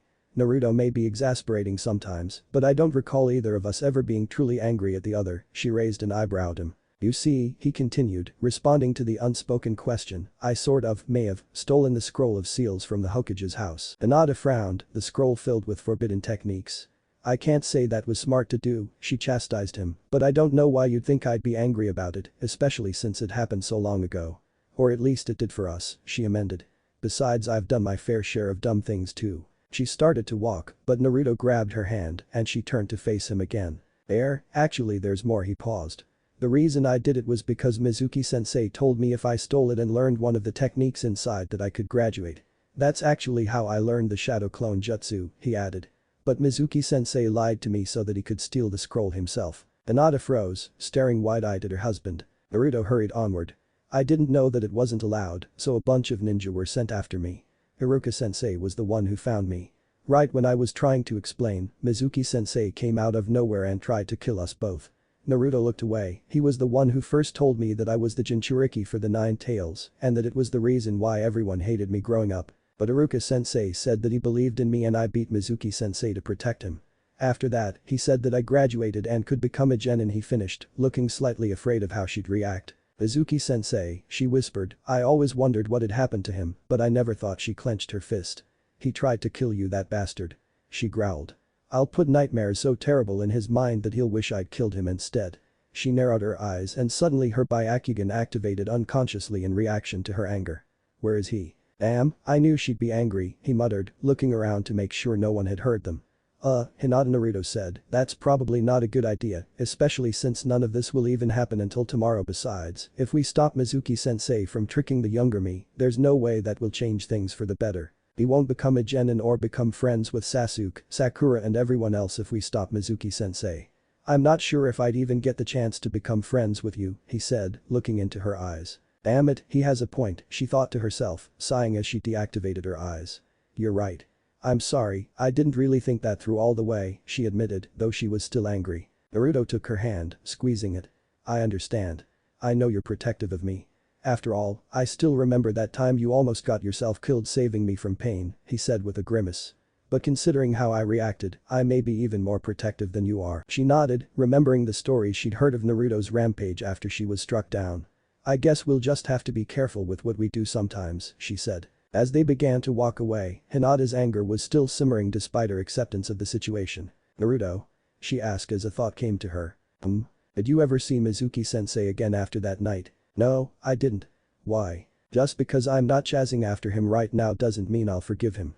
Make no mistake, if I ever see him again after tomorrow night, I will shatter his mind, she threatened. Remind me never to get on your bad side. She smiled, you could never get on my bad side. She squeezed his hand a bit harder as they continued to walk through the village. As the sun was beginning to set, Naruto and Hinata walked towards the outskirts of the village in a direction leading them away from their new apartment. Neither had actually suggested or commented on their route. There was no need to. Both had felt the same, constant, pull to their destination ever since they had arrived in the village. There it is, Naruto said, seeing their goal as they walked into a clearing. In the center of the area was a large beautiful stone memorial. Once they stopped in front of the structure, he watched as Hinata reached out, gently laying her hand on its face. Our friends' names may not be on the stone, but still, I'm glad we came here, Naruto thought to himself as he bowed his head.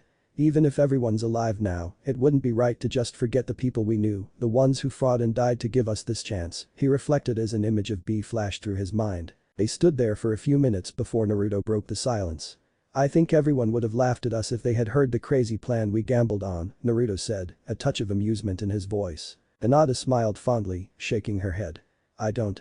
Betting on this might have been foolhardy, even a bit crazy, but still I'm sure that the others would have been proud knowing that even when things were at their darkest, we still had the courage to keep fighting. To try and defy destiny itself. Naruto chuckled. Well, I guess when you say it that way, it does sound more impressive. Maybe you're right. They continued to watch the monument, content to simply stay lost in their respective thoughts. Well, a familiar voice said, it's rare to see other visitors out here. Naruto turned, smiling at the man, I should have guessed that he might show up here. Yo, the silver-haired man said, I don't think we've met. Hada Kakashi, at your service. I'm Uzumaki Sora, Naruto answered, and this is my wife Uzumaki Naomi. We've just joined your village as genin. It's a pleasure to meet you, Haddock-san, Hinata added. The pleasure is all mine, and please feel free to call me Kakashi. We're going to be comrades after all, he replied. Uzumaki. It's been a while since I've met one of your clan, though we do have one of your members in our village. He chuckled. It's also been a while since I've met such obviously skilled genin, I'd forgotten about that rule for new additions. Hinata shrugged, it's just a rank, so we don't particularly care that much about it. We're just happy to have been accepted into the village. That's a good attitude to have, skill always meant more to me than rank. Anyway, he looked behind them towards the memorial, I'm curious. Since you've just joined us, I doubt that you're old enough to know any of the names on this stone. I wonder why would you come here? Because it's a reminder, Hinata answered, looking towards the stone. Of others we've known and lost. But more than that, Naruto continued, we came because it helps us remember that we never want to see another name have to be etched into that stone. Kakashi was silent for a moment. You know, I plan to test some academy students in the next few days to see if they are ready to become genin. In the off chance that they actually pass and I become their instructor, I would be honored if you would join us during training one day. I don't know who they are yet, but I get the feeling that any genin would have something to learn from you too. Naruto frowned, you would ask complete strangers to train with your genin? He asked in surprise. Well now, Kakashi said, a hint of a smile appearing underneath his mask, you are now Konoha shinobi, and I have no reason not to trust my comrades. Besides, the reason you came here for some reason it reminds me of my old sensei. If you are even the slightest bit like him, I would want my students to meet you. Naruto nodded blankly at the unexpected comparison to his father. We'll think about it, he said honestly, looking towards Hinata who also seemed a little surprised. Please do, Kakashi said. If they do pass, we will train in this area on weekdays. If not, he shrugged, you'll probably find me here at least. To be honest, I would like to speak with you again, regardless of whether or not I have genin to train. Naruto smiled, looking back at Kakashi, so would I. He turned towards Hinata and she nodded. Unfortunately, we have to leave now, but I'm sure we'll see you again, Naruto said. It was nice to meet you, Hinata added. Kakashi nodded at them, you as well. Good night. He gave them a lazy salute, then turned back towards the stone to begin his silent vigil. With that, Naruto and Hinata left the clearing, walking in the direction of a home that they'd never dared hope to see again. Again, Naomi instructed him. Sora got up shakily, taking a deep breath. "Bakugan," he cried, forming a hand seal. Immediately his sense of perception changed drastically. He could see nearly everything within 50 meters around him. More than that, he could also see the chakra networks of every living thing within his field of perception. The experience was beyond his wildest dreams, even after having his wife describe it to him. It was also too much. He gasped, falling to the ground as his vision returned to normal. He felt terrible, as if he were experiencing a horrible mix of vertigo, nausea and mental fatigue, all at the same time. How can you stand this?" he groaned for the 100th time. Naomi knelt down next to him, rubbing his back soothingly. "Practice," she told him again. "You just need to practice." The couple was in a secluded area of the forest, about 3 kilometers away from the village and, more importantly, prying eyes. As the pair had only been in the village for 10 days, they still had a great deal of free time, so they had been coming to the same spot every morning, so Sora could begin to learn how to use the Bakugan that now served as his left eye. Sora sighed, "At this rate, it will be months before I can actually use this in a fight, and that's only assuming I get the chance to train every day." Naomi pursed her lips. "Actually," she corrected him, "you're doing quite well. The first few weeks training with the Bakugan are always the worst. You can already handle using it for about 5 minutes, so I doubt it will take longer than a month or so for you to be able to handle keeping it active indefinitely. After that, actually learning how to fight with it and how to read chakra networks will be a lot less uncomfortable." Sora pushed himself up and into a sitting position, still feeling nauseous.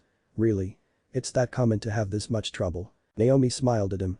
"Did you really expect adjusting to 360 vision with a huge sight range would be easy?" "Honestly. Yes, it's common. Learning to use the Bakugan isn't about motivation or training. It's more about getting your mind used to your new sense of sight than anything else, otherwise you'd be able to master it in a day with your shadow clones." She laughed lightly. "You're doing well, Sora," she said, hesitating slightly at having to use his assumed name. "I promise you that. Better than most do, that's for sure. Just remember this. You mustn't try to focus on everything at once, that's impossible. Using the Bakugan is not about what you can see, it's about being able to focus on what matters while ignoring all of the distractions." "Distractions?" Sora asked. "Yes," she answered, "well you are able to see everything for an incredible distance, it doesn't matter unless you can ignore what's unnecessary. Otherwise you'll be too focused on your surroundings to be any use in a fight." "That makes sense," he said, getting up and stretching. "I guess I just didn't expect this to be so complicated. I figured I would be able to just push through and train like I normally do." "How many times do I have to explain that you can't just learn everything by training?" Naomi sighed. Sora laughed at her, rubbing his head in embarrassment. Naomi rolled her eyes at him. She looked up towards the sun and saw that it was about an hour before midday. "Anyway, we've been here for 5 hours, so that's enough for today. Do you want to go back home now? Or maybe we should stop by the Hokage's office again, I'm sure he's not too mad at you for the scroll anymore." He grimaced at the memory of how annoyed the Hokage had been with him for his younger self's actions when they'd visited 4 days before. Maybe just a couple more days, he thought. "Actually," Sora answered, "I was thinking about Kakashi's offer again. I think we should go by and see them." Naomi cocked her head questioningly. "Are you sure? Weren't you the one who said we shouldn't interfere with things, like the other day with Mizuki-sensei?" "I know," he said, "but stopping him would have had many more consequences, most of them bad. It would have changed everything and made the future too unpredictable. Giving our friends a little push, on the other hand, shouldn't change as much or make anything worse. Sasuke especially," he trailed off. "Anyway, I didn't mean we should do nothing, just that we need to weigh the consequences before we intervene in the bigger events." Naomi pursed her lips. "You have a point," she admitted. "I suppose we already started to get involved the second we met with the Hokage." Then she smiled. "Okay, let's go.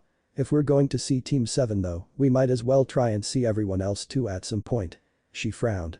"My younger self, especially, could use a little help." "What? Why?" Sora asked, confused. "I never remember there being anything wrong with you." Naomi laughed and kissed him on the cheek, which only served to confuse him further. "What was that for?" "Not that I mind for not knowing what I'm talking about," she answered happily. "Don't worry, I can handle her." Weird, Sora thought. I wonder what she meant by that. "Anyway," he said, changing the subject, "if we leave now we should be able to get there before they start doing anything too important." "Sora," she said, looking puzzled, "you know it's around 11, right? Shouldn't your team have started practice hours ago?" "I don't mind going, but I still don't want to barge in right in the middle of whatever exercise they're doing." He sighed. "Don't worry, I doubt they've been doing anything for too long." "But," she started, "I'm sure I saw all 3 of you at that training ground hours before this time at some point or another." Sora frowned. Let's just say Kakashi-sensei was never the most punctual of teachers. If you say so, she said, obviously still skeptical. Trust me, he said, starting to leave the clearing. To be honest, there's a good chance that he's not even there yet. Wow, Naomi said with astonishment, I never thought Kakashi-sensei would be so unreliable. Sora rolled his eyes, oh, he's reliable when it counts, it's just that when it doesn't matter, he trailed off, letting the implication hang. The pair was hidden in a tree at the third training ground, watching three miserable-looking genin complain as they waited for their teacher. What was wrong with your teachers? She teased. First an irresponsible and eccentric flake, then a perverted old man. Hiro-senin wasn't that bad, Sora insisted. You only say that because Jiraiya-sen never peeked into your bathhouses. He chuckled quietly. You know, Naomi said to him, a thought coming to her, when we go down there we'll probably have some trouble with Sasuke-kun, right? Sora sighed. Yeah. I know. He's actually what I'm worried about the most. Sasuke never was very good about respecting other people's teachings at this age, even Kakashi-sensei had trouble. It'll be even harder for us once he finds out we're genin. Still, we owe it to him to at least try. Just remember to be forceful, he added. I know you don't like to be that way, but we don't have much choice with Sasuke. Actions will mean more than words ever could to him, so we may end up having to beat some sense into him as a last resort. She smiled at him, it's okay, I don't mind.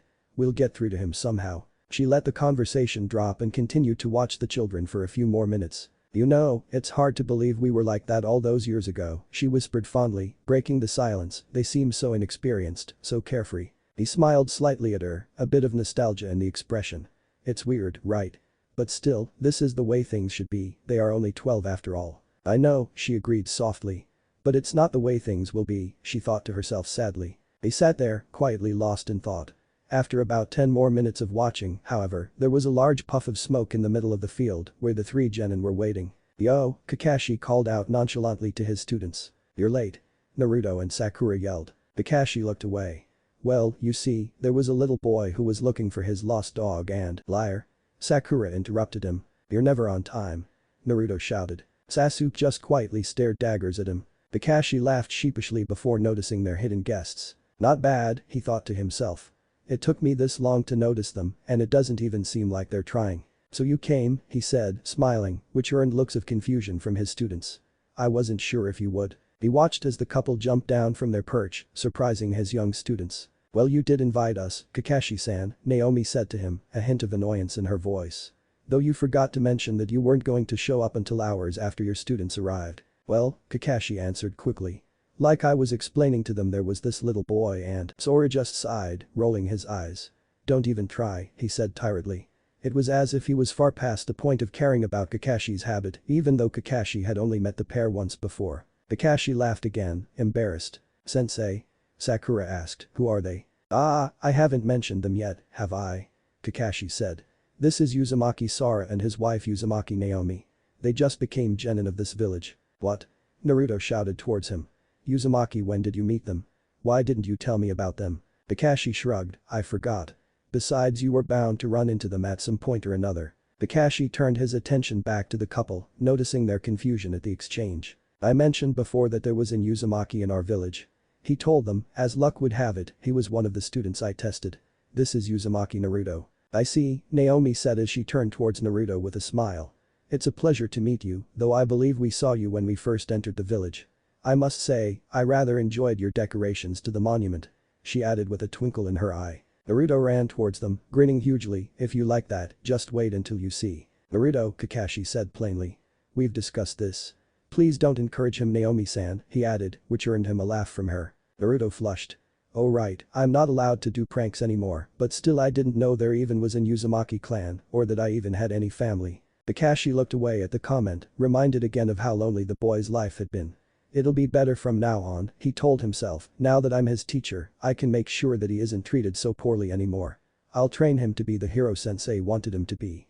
And those two, surely they'll help him too, right? They are his family, even if they've only just met. You idiot, Sakura said, sounding annoyed, though she was still smiling slightly at his discovery. You realize that we learned about the Uzumaki clan at the academy, right? They were an important clan in the hidden Whirlpool village. Oh. Of course, Sakura-chan. Naruto exclaimed hurriedly, I knew that, I just forgot until now. He rubbed the back of his head while laughing. Kakashi coughed, regaining everyone's attention, and waved Naruto back over to their group. As for my other two students, this he said gesturing toward Sakura, is Haruno Sakura. And this, he said gesturing toward Sasuke, is Uchiha Sasuke. What are you doing here? Sasuke asked quietly from beside Kakashi. Kakashi looked at Sasuke. He sounded annoyed, but there was a hint of something else. Damn, Kakashi thought. Naruto suddenly having family members appear out of nowhere. I should have known he'd be at least a little jealous. It wasn't much of a surprise, the reaction would be natural for anyone, especially someone who went through the things Sasuke had. Kakashi sighed. Although they would never admit it, he could see that Naruto and Sasuke were starting to grow on each other in their short time as teammates. It wasn't much, it hadn't even been 2 weeks, after all, but the signs were still there. Kakashi suspected that one of biggest reasons for this was because neither of them had a family. That commonality, though unfortunate, had still helped to begin bringing them together. I'll just have to hope this won't push Sasuke away. He's already difficult enough to work with as it is. He turned his attention to Sasuke. I ran into these two last week, the day they arrived in the village. It was a few days before I gave you your genin test, actually. We talked, and I decided that any new ninja could benefit from their knowledge, so I asked them to come by during training one day. Though I wasn't sure whether or not they would or not. They're genin, Sasuke said in annoyance. Sensei, they look like they're your age and they're still genin, what could I possibly learn from them?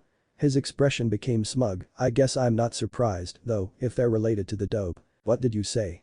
Naruto yelled. Sasuke, Kakashi warned. Sora held up a hand, cutting Kakashi off. It's alright, he said, showing no sign of being offended. He turned his attention back to Sasuke. It's true that we're genin, but you're wrong if you think that means there's nothing we can teach you. Sasuke narrowed his eyes. I have nothing to learn from people who are weaker than I am. He looked towards Kakashi. I'm going to train on my own, I won't waste any more time with these weaklings. He turned to leave. Kakashi shook his head, he still has much to learn. Just as he was about to call out to the boy, Naomi's voice rang out. It's true that we are weak. Or at least too weak to protect what was important to us, she said wistfully, gazing towards the sky. But that does not mean that we are weaker than you, she finished, lowering her eyes to stare intently at Sasuke. Sasuke stopped. What did you say? He asked dangerously. Hey. Sakura interjected, Sasuke-kun isn't weak. Now's not the time, Sakura, Kakashi thought in frustration. Still, maybe this will be a good chance for Sasuke to learn to stop being so disrespectful and arrogant. He looked towards Sora and saw the hint of satisfaction in his face, and perhaps they see that too. Naomi just smiled at him. I don't wish to insult you, Sasuke-kun, but I knew a man quite like you when I was younger. He was my husband's best friend, she said, looking towards Sora, but his arrogance and pride blinded him, leading him to make bad decisions. You would be better off not making the same mistakes. I've already said that there's nothing for you to teach me, Sasuke said coldly, now stop trying to lecture me. He started to walk away again. If you really believe that you're stronger than us, prove it, she said. Sasuke turned around, glaring at the woman. Then he smirked smugly. Do you really think a regular genin can beat an Uchiha? He asked. Yes, she said flatly. Though honestly, I'm not sure I'd call either of us regular. Fine, he said, walking to stand in front of the pair. I'll fight both of you at once, that way you might have at least some chance. Sora looked towards his wife, and she nodded at him. I'll pass, he said calmly, stepping away from her. I'm sure Naomi will be more than enough to match you. Sasuke's smirk grew wider, it's your loss. But just so you know, I'm going to beat you after I'm finished with her. He said, pointing at Naomi. I won't let you hide behind that woman. I'd be careful about underestimating Naomi, Sora responded, ignoring the insult. I will warn you though. If you want to have any chance of winning, you should have your friends help you, he said as he looked at the other two genin. I'm not helping that bastard. Naruto yelled. Sasuke-kun doesn't even need our help. Sakura said, unless you want me to help of course, Sasuke-kun, she added hesitantly. They're not my friends. Sasuke said. Besides, all they'll do is drag me down. Kakashi sighed in exasperation. After they passed my bell test I was really hoping they would be able to get along more easily than this. I guess I shouldn't too surprised that a few lectures on the importance of teamwork aren't enough. Naruto and Sakura walked away from Kakashi, trying to get a better view of the match. Sora, on the other hand, walked past them, completely unconcerned as he came up beside Kakashi. Kakashi nodded towards Sasuke. You did that on purpose, I assume? Sora nodded, though it was a bit hesitant. In a way it was. We actually learned a bit about all three of your students before we came here. Sasuke-kun seemed the most difficult to deal with of the three. We didn't plan for things to happen like this, but if we wanted to have any chance of him respecting and listening to us, there wasn't much choice but to do things this way. Though honestly, it may have happened anyway. Naomi, she's never been fond of those who show arrogance. Either way, I'm sorry about this, he finished. Kakashi shook his head. It's fine. Truthfully, it will probably be a good lesson for him. He still doesn't seem to value teamwork as much as he should. Besides, I did ask for you to come as a favor. It would be wrong to question your methods. Thank you, Kakashi-san. Still, he said, I'm curious. If you knew who my genin were beforehand, you must have known you were related to Naruto. Why hadn't you spoken to him yet? This is hardly the place for a family reunion. Sora just closed his eyes. Maybe not, he said with a hint of sadness in his voice, but to someone who has never had a family, I doubt that the setting really matters too much. No, he added, shaking his head, it's better to meet him this way than as some random strangers introducing themselves as your clanmates from another village. I see, Kakashi said quietly. A sad expression flickered across Sora's face. This seems important to you for some reason. You may be his teacher, but it's only been a week, why would you be so concerned about him? He looked Kakashi in the eye, is it because he's a Jinchuriki? Kakashi froze, staring in surprise at the man. You know about that? Sora nodded solemnly, it doesn't take long to learn that the village treats him very poorly. After learning that, it wasn't too difficult to learn the reason why. So he continued, I can see why you may be concerned about him because of the Kyuubi, but no, Kakashi interrupted, shaking his head. That's not why. There was little I could do to help him directly as he was growing up, there were so many rules because of the Kyuubi, but I owe it to someone to look after him. I actually requested to be his teacher for that reason as well. Sora's eyes widened slightly, I didn't know that, he said softly. Kakashi noticed the reaction and spoke hurriedly. That isn't why I asked you two to come see my genin, however, he said, trying to clarify his intentions. Make no mistake, I was being sincere when I asked you two to come here. Before I spoke to you, I'd heard that he had failed the academy exam and wouldn't be able to become a genin yet. He looked towards the boy. It wasn't until the next day that I had heard he had passed because of special circumstances, and it was another day after that when I'd heard that I would be his sensei. I apologize, Kakashi-san. For questioning you, Sora said. And I believe you when you say that you were sincere in your invitation, he added. Kakashi relaxed. Don't worry, Sora continued, we will do what we can to help him, regardless of him being a Jinchuriki. Thank you, Kakashi said with sincerity. For doing what I can't. Sora smiled slightly at him. I'd say that you are doing more than you give yourself credit for, Kakashi-san, sometimes there are just things beyond your control. Besides, as you've said, we're comrades. Even if he weren't a member of my clan, I would be worse than trash if I did not help him. Kakashi smiled as well, noticing the similarity between the line and what he had told his own genin only the week before. There it is again, he thought, that inner strength and spirit. He sounds just like Sensei and Obito did. Truly. Thank you, Sora-san, Kakashi reiterated. Now if only we can figure out a way to help Sasuke and Sakura. Sora chuckled. Only a few minutes and we're their teachers too, now. He teased. Kakashi flushed. I didn't mean to imply. Sora just laughed again. I'm just joking, Kakashi-san, it's fine, we're happy to help. We wouldn't have come otherwise. Besides, he added mischievously, it's been a while since I've seen Naomi have a chance to practice without a bunch of people trying to kill us. Kakashi frowned. Surely wherever you came from can't have been that dangerous. He asked. The man beside him looked away, his eyes dark. It was, he stated simply. Kakashi inwardly cursed his mistake and changed the subject. So what will she do? He asked, noticing that neither Sasuke nor Naomi had moved. Sora looked towards the two, distracted from his thoughts, and smirked. You'll see, he said, an edge of amusement to his voice. Kakashi nodded and turned his attention to the fight. Well? Sasuke asked, obviously impatient. Are you going to do anything? You've just been standing there for the past few minutes ignoring me with that stupid smile on your face. Naomi gave him an innocent look, still smiling as she folded her arms. What are you talking about? She asked. I started a while ago. Hey Naomi. Sora called loudly from across the clearing, make sure that everyone can see, alright. I will. She called back to him. What's he talking about? Kakashi thought to himself. As if on cue, he heard a low rumbling noise as the ground began to shake and the sky grew dark. He saw shadows moving from behind the trees and began to notice even stranger noises. Then something stepped into the clearing. A terrible, grotesque monster shambled into the field. It was nearly 8 feet tall, with 3 arms and 4 legs. Its patchy red and black skin flaking off as it walked. This thing's face was terrifying, its skin was pulled tight against its skull, as if the bones were struggling to get out, and in the center of its forehead was a single bloodshot eye. The worst part was the noise. That awful grating, moaning noise it made as it moved slowly towards Sasuke. And then more of them emerged from the trees. Kakashi counted 10 of them, each terribly disfigured and monstrous in a different way. All 3 of his genin were frozen in place, obviously disturbed by the sight. Sasuke backed away a few steps. What the hell are these things? He cried. He didn't wait for an answer, instead jumping up and attacking them with balls of fire. Kakashi let out a low whistle. So this is what you meant by letting everyone see Jinjutsu, I'm guessing. I've never seen summons quite so horrific. Yeah, Sora confirmed, nodding. It's Jinjutsu. Kakashi watched as Sasuke continued to attack the seemingly unstoppable monsters. This looks like a pretty complex Jinjutsu, he commented. She's even having them move when he attacks them, as if they're actually real. And to make it so all of us can see it as well, she must be very skilled. Sora grinned. Naomi's Jinjutsu, he said, she knows the normal things of course. Misdirection, confusion, stealth, but this sort of thing is what she's best at. Monsters, fear, nightmares, worse things, he trailed off. To be honest, she's being pretty nice if this is the worst she's going to use. Really? Kakashi said, impressed. I can only think of one other Jinjutsu specialist that could match something like this. A Jinjutsu specialist. Sora laughed, earning a look of confusion from Kakashi. Sorry, I should have mentioned this before. Naomi's specialty isn't Jinjutsu, it's Taijutsu. What?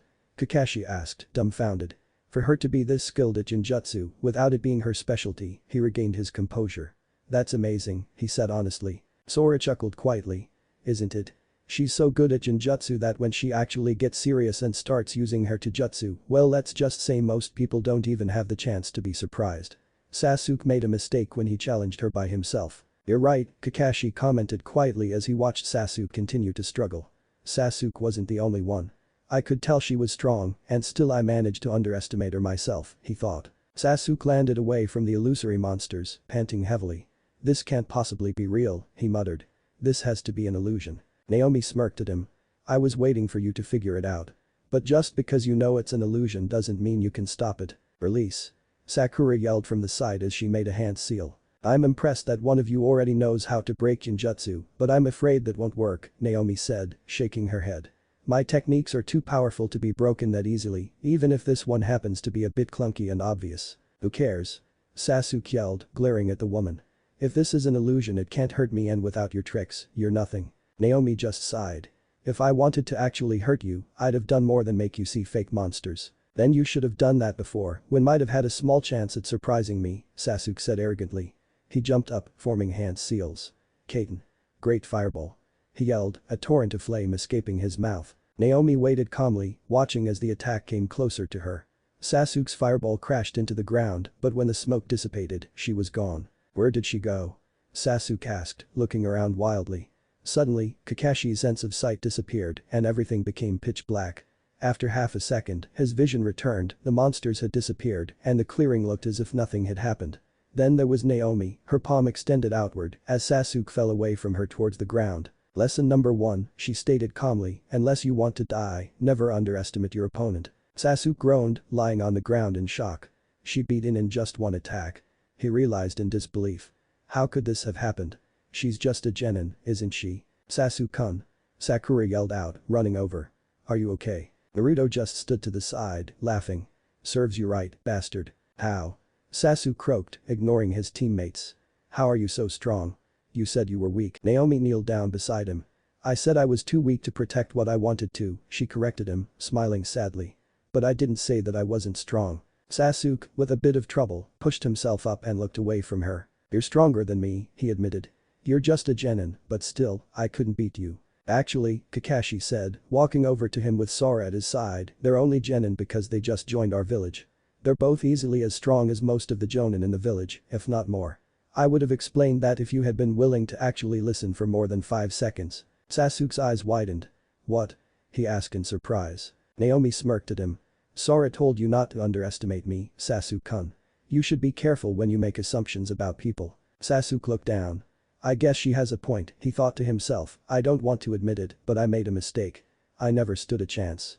His spirits dampened further as another thought came to him. I believe sensei when he says that you're as strong as a jonin. He paused for a moment. Still, you said that you were too weak to do what you wanted. If you're that strong and still can't accomplish your ambitions, then how am I supposed to? Do I have to become even stronger than you? There is more to accomplishing a goal than strength and ability, Sasuke-kun, she told him, expression softening. You said that you didn't need your teammates to help you and that they would only drag you down, but you will learn that there are times when you can't accomplish your goals by yourself. I can't promise that you will always succeed if you work with them, but if nothing else, you stand a better chance fighting with allies than you would fighting alone. She turned, smiling at her husband. That's one of the reasons we came to your village. We couldn't accomplish our goals on our own, but with allies, maybe we'll have the chance to make things right. I see, Sasuke said, turning to look at his teammates. I still don't think I need them, he thought to himself, but maybe I should at least give them one chance. Sensei did say something similar. What? Naruto complained loudly. Work with that bastard, why should I? Naruto-kun. Naomi interrupted, turning towards him with a hint of exasperation in her voice, as if she had dealt with his antics many times before. This applies to both you and Sakura-sen as well. You must all learn to work together. But he. Naruto-kun, she interrupted again, an edge to her voice, would you like to see more monsters? He fumbled. No. Then at least consider what I say before dismissing it, she said, a hint of mischief in her eye. Okay, he grumbled in annoyance. So are you alright, Sasuke-kun? Sakura asked, holding her hand out to help him up. I don't need, he started to say, before remembering the lesson that had just been beaten into him. He sighed and took her hand. I mean, thanks. I'm fine. Sakura beamed at him and began to talk about how well he had done and that he would definitely win the next time. Sasuke groaned, but out of the corner of his eye, he could see Naomi smiling slightly at him. They stayed for a few hours longer, fulfilling Kakashi's request and actually helping the young genin in their training, rather than simply fighting them. After the scheduled time ended and his students began to file away, Kakashi invited them to come back whenever they wanted, seeming rather pleased about the day's events. Thank you, Hinata, Sora said, using her real name after they had walked out of earshot. For what? Teaching your younger self some manners? Naomi teased. He pouted. I don't think he's that bad. That's only because you barely have any manners yourself, she said with amusement.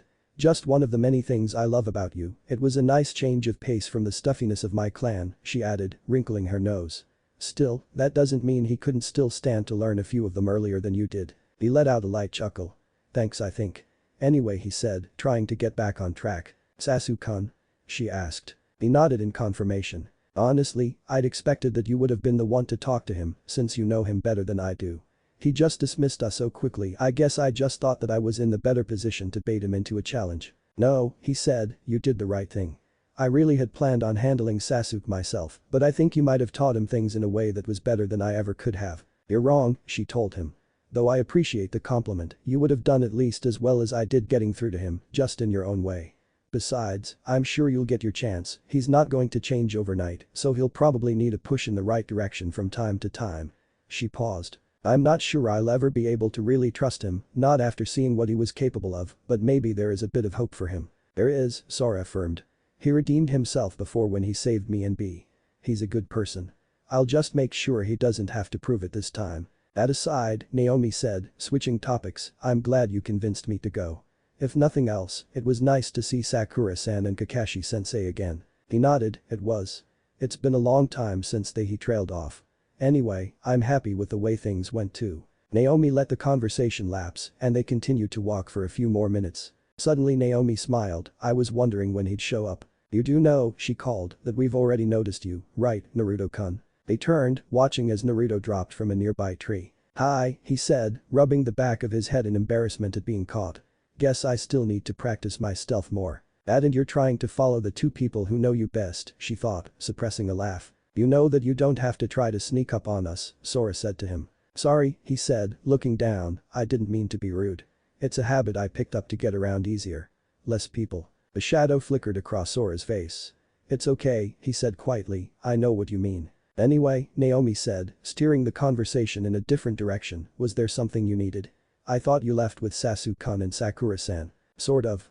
I didn't want to ask in front of the others, but Naruto paused, well, I didn't even know that I had a clan, so I wanted to know if I could just talk with you sometime. It's okay if you don't want to, he added hurriedly, I'd understand, you barely know me. Naruto-kun, Naomi said comfortingly, resting her hand on his shoulder, even if we don't know each other yet, you are family. We would be happy to spend time with you. Family, Naruto whispered quietly, longing in his voice. He looked down, I don't want to lie to you though. Almost everyone in the village hates me because he struggled with his words. That, Sora interrupted, does not matter to us. But you're no monster, Naomi reassured him. You know, Naruto said in astonishment. Then he hugged her. Thank you, he said softly. Naomi looked over at her husband and saw him smiling slightly. My Naruto, she thought, you endured so much loneliness and sadness, yet still you became the best person I've ever known. Naruto pulled away, eyes a little wet, beaming at her. Sorry. She smiled at him and he still bounces back just as quickly as I remember. I'm glad for that, she thought with amusement. How about you come have dinner with us, our apartment isn't too far away from here. Sure. Naruto said happily. Nami-chan. Sora called out suspiciously. She looked over and saw the expression on his face, causing her to sigh theatrically. Fine, she said, rolling her eyes. We can make ramen. Yes. Sora and Naruto yelled with delight. Follow me. Sora told Naruto before racing away. Naruto cheered and ran after him. Some things never change, she thought. Watching them leave, Naomi just shook her head and casually walked after them, a bounce in her step. You're going to be okay. Naruto promised. The woman smiled faintly at him. It's too late for me, she whispered. No. He shouted. Damn it, don't give up now. She chuckled quietly, I'm not sure I have a choice anymore. Hinata will be here soon, he pleaded, please just stay with me. He cried. She reached out to hold his face in her hand. It's okay, she whispered. She perked up, I have an idea. You asked me once if I knew a way for you to become stronger. Better. I didn't think of it then, but now I know how. What the hell are you talking about? He yelled. A small smile came to her face. Take this, she said, gesturing towards her left eye. What? Let me see the end of this nightmare with my own eyes, she whispered. Her eyelids fluttered and began to close. Hanabi. Sora woke up in a cold sweat. Another nightmare? Naomi asked after a moment, rolling over to look at him. Apparently he'd woken her. He nodded. Sora had been having nightmares for years, even the past 10 days they had spent in the past had been unable to soften his memories. His sister-in-law's death a month and a half ago only made them worse. It was Hanabi this time, he said quietly. The day she died. No. Naomi said adamantly, as if reading his thoughts. Naruto, I've told you before that it was not your fault. But, no buts, she said. My sister chose to die protecting you because she believed in you. She wouldn't want you to blame yourself. Sora felt horrible, but he felt even worse for his wife. She'd lost the last member of her family and still she tried to comfort him. Stop thinking stupid things, Naomi reiterated, it was not your fault. Just hold me. Please. He complied, holding on to Naomi without another word. Neither said anything as they both drifted off into sleep once again. Sora walked down the street, lost in his thoughts. Though he was still shaken by his nightmare from the previous night, his wife's words had helped him to feel better, even if only a little. Besides, he told himself. She's not gone. No one is anymore. He shook his head to clear his mind and then looked to his right towards his companions. He couldn't help but crack a small smile at the sight. Sora's younger self was babbling happily to Naomi while she cheerfully laughed and nodded at whatever he happened to be saying.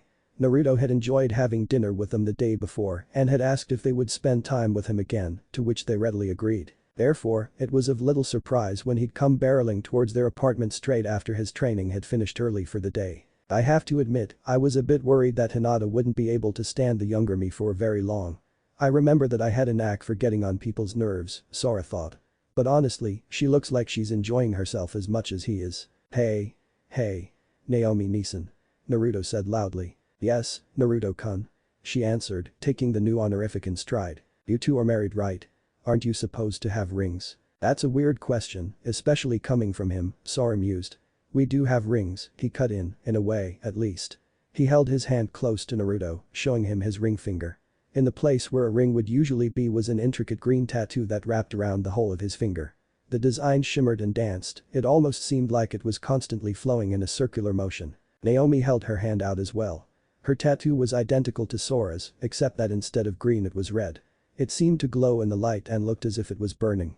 The pair of tattoos was one thing that neither had changed with their transformations. Naruto looked back and forth between their two hands before pulling back and scratching his head. I don't see them, he said in confusion. The rings are the tattoos, Naruto-kun, Naomi informed him. We don't have actual rings, those could get in the way during a fight. Besides, where we come from we didn't have enough metal to spare on anything other than weapons. Oh. Naruto said, finally understanding. His face lit up, those are so cool. How do they do that? You mean the way mine looks like it's moving? Sora asked. It's because we used a special ink that changes based on chakra affinity. These tattoos take on some of the aspects of your natural affinity. Well, ours do at least, he added. Some people just create a false effect to try and throw off their enemies, which basically does nothing but guarantee that no one pays them much attention to begin with. What's a chakra affinity? Naruto asked. It's sort of complicated, Naomi said. Basically it's the element that comes most naturally to you. For example, someone with a water elemental affinity will be able to cast stronger water jutsu more easily. Everyone has at least one affinity, though a small amount of people have more. Whoa, Naruto said, I want to learn mine. I'm sure Kakashi-sen would be happy to teach you how to test yourself when you're ready, Sora said. I just hope he can learn it earlier than I did. So many things happened so fast last time that sensei never even got the chance to teach me about elemental affinity until long after he should have. If it comes to that again, I'll probably just teach him myself. Anyway, Naruto-kun, why are you so interested in our rings? Don't you think that you're a bit young to be wondering about something like that? Naomi asked him with curiosity. Well, I'm going to marry Sakura-chan one day, and if I want to beat that bastard Sasuke, I need to learn all I can right now. Naruto answered with a large grin. Sora's eyes widened slightly. Oh shit, he cursed to himself, this is bad. He glanced over towards Naomi. I see, she answered with a grin, humoring the boy. That's great, Sora added, starting to get nervous. As they continued walking, Sora noticed Naomi hide her hands in her sleeves. Please, please, please let her not be angry, he thought desperately. Are you okay, Sora-san? You look a little sick, commented Naruto. I am alright, he lied. Just as they rounded into an empty street, the sky above him appeared to grow dark, though neither of his companions seemed to notice. Sora stopped walking and began to back away slowly. Naruto and Naomi kept walking, apparently having failed to see him stop. An exact copy of his wife appeared in front of him, flanked by a large grotesque monster on either side of her. She started to crack her knuckles, an annoyed expression on her face. I'm sorry, Sora said meekly. The copy of Naomi raised her fist. Sora held his hands in front of his face and closed his eyes. He waited a few moments for the onslaught to hit him. It never came. He opened one eye slightly, he saw that the sky was back to normal and the monsters were gone. The copy flicked him on the nose and giggled. Sorry, Naruto, she said, still laughing, once I saw your face, I just couldn't help myself. You should know by now that I wouldn't hold what your younger self says against you. The copy smirked, most of the time. The illusion broke and the copy of his wife faded away. Sora-san? Naruto asked in confusion, are you alright? You were acting strange for a few seconds, Sora, Naomi added. Her expression was worried, but her eyes had a playful gleam in them. Sora knew she was trying hard not to burst out laughing. He let out a relieved sigh and walked back to the two. I'm fine, he said, I was just a little distracted for a second. It's fine, Naomi assured him, smiling slightly. Not a bad prank, he thought, I guess I've rubbed off on her more than I thought. They continued to walk aimlessly through the village. They passed through the main shopping district and began to walk towards what looked like a park. Unsurprisingly, Naruto had kept talking the entire time. Hey. Sora-san, I still haven't seen you fight yet. Naomi-san is amazing, are you as strong as her? Naruto asked. Sora pondered the question for a moment. We're about equal in skill and ability, he said truthfully. We are when I don't have Kurama's power, at least, he thought ruefully. I'm a bit stronger, but she has more finesse would be a good way to describe it. We haven't sparred in a while, but it's usually close whenever we do. Wow. You've got to help me train again. Naruto said excitedly. Naomi smiled warmly at him. I'm sure we'll finish. She paused, stopping in her tracks. Naruto and Sora stopped as well. Is something wrong? Sora asked. She shook her head. Just a moment. Naomi walked forward a few more steps and stopped in front of a tree. What's she doing? Sora thought, puzzled. Then, for some reason, she bowed before it. My name is Uzumaki Naomi, she told the tree. She then gestured toward Sora, and that is my husband, Uzumaki Sora. It's a pleasure to meet you. Before Sora could open his mouth to question her, the tree shimmered and fell away. In its place stood a red-eyed woman, along with a young girl with stark wide eyes, who was hiding behind her. He smiled, I guess that answers that question. The woman smirked, looking impressed, before she bowed as well. I am Yuhi Kurenai, it's a pleasure to meet you as well. Kurenai was surprised that this woman had managed to notice her genjutsu at all, let alone so quickly. Kakashi was right, she decided, she is good. If I didn't know better, I'd think that she'd seen my techniques before. Kurenai had gone out for drinks the previous night with Asuma, Guy, and Kakashi, who was, of course, late. While they had often met like this in the past simply to socialize, the gatherings now allowed them to speak with each other about the progress of their students. It especially helped to talk to Guy when he wasn't ranting about something, since he'd been a sensei for just over a year. Last night, however, Kakashi had mentioned that he'd met two intriguing ninja who just joined the village. Usually she wouldn't have given them much thought, but they'd seemed to impress Kakashi, which was something that Kurenai had rarely seen. What most intrigued her, though, was the woman whom Kakashi mentioned was a genjutsu user. There were very few genjutsu users in Konoha, and the idea of meeting another excited her. When she had noticed a pair walking towards her, she couldn't help hurting Hinata to the side and testing the silver-haired woman. Though Kakashi did say that her specialty was in jutsu. For her to be this skilled in genjutsu as well is amazing. She looked from the woman to the red-haired man and the young genin beside them. Ah, she thought, I'm glad to see that they're treating Naruto well, he could probably use the support. I'll make sure to mention it to Kakashi the next time I see him. A Jinjutsu specialist, I take it? The woman asked, interrupting Kurenai's thoughts. Kurenai nodded. Kakashi mentioned you two to a few of us last night, so I've been keeping an eye out for you too, though I didn't expect to meet you so soon. I was interested in meeting a fellow Jinjutsu master, she admitted. I'm not sure I'd call myself a master, Naomi objected. Kurenai smiled. From what Kakashi has said, you aren't giving yourself enough credit. Naomi gave her a wistful, almost sad look. I suppose you would know. What do you mean? Kurenai asked, somewhat confused. Nothing, she said quietly. She cocked her head to the side, and who might this be? She asked, changing the subject. Kurenai looked behind herself, seeing that Hinata had not yet moved out of her hiding place. At this question, the younger girl poked her head out to the side. Hey Hinata-chan. Naruto greeted loudly. Beep. Hinata squealed, ducking her head back behind her teacher. Hi, Naruto-kun, she said quietly. Oh right, I'd forgotten about that, Kurenai thought with amusement. This is Hyuga Hinata, she told them, stepping to the side so that Hinata was in view. We just finished training for the day and I was taking her with me to the shopping district. Naomi started when she saw Hinata, disturbance flickering across the woman's features. I'm sorry, Hinata said sullenly, bowing her head, it's the eyes, most people think they look creepy. To her credit, Naomi recovered quickly. Before Kurenai could reassure her student, Naomi simply knelt down and rested a hand on the girl's shoulder. It is I who needs to apologize, Hinata-san, she said in a comforting tone, causing Hinata to look up in surprise. There is nothing wrong with your eyes and you should never let anyone tell you otherwise. She seemed to hesitate for a moment before forging onward. I've befriended some of your clanmates in my time, and seeing a pair of Bakugan simply reminded me of the friends I'd lost. It is nothing you are at fault for. I am sorry for making you feel otherwise. Hinata pushed her fingers together and nodded. It's okay, she said quietly, accepting the apology. Thank you, she added. Naomi smiled at the girl and stood again, turning to face Kurenai. You've met members of the Hyuga clan? Kurenai asked, a bit nonplussed. More than you might think, Naomi responded, looking away from her. Full of surprises indeed, she mused, I wonder how a traveling shinobi without a village managed to befriend members of the Hyuga clan. So, said Sora, speaking for the first time, I understand that you wanted to meet with Naomi, but was there anything else you wanted from us? Kurenai shook her head. Not in particular, she said, though I will extend the same offer as Kakashi regarding meeting my students. She focused on Naomi, you managed to make an impression on that idiot and you seem interesting for some reason. Then she smiled, especially for Genin. Sora chuckled, we aren't going to hear the end of that until we're promoted, will we? Kurenai laughed in response, probably not. She looked down to her side to see Hinata watching the pair intently. So you're from the Uzumaki clan? Hinata asked the couple with curiosity. I didn't know there were any in the village other than Naruto-kun, though her voice was still quiet, Kurenai was sure she heard an inkling of disapproval in her tone. It's not much of a surprise she'd be a little upset, I wonder if she's even realized how protective she is of that boy yet. They weren't until just recently, Kurenai clarified. They arrived less than 2 weeks ago to join the village, I'm not surprised you hadn't heard yet. Oh, Hinata murmured, shrinking in on herself. Kurenai guessed that she felt guilty for judging them so quickly. Aren't they cool? I just met them yesterday.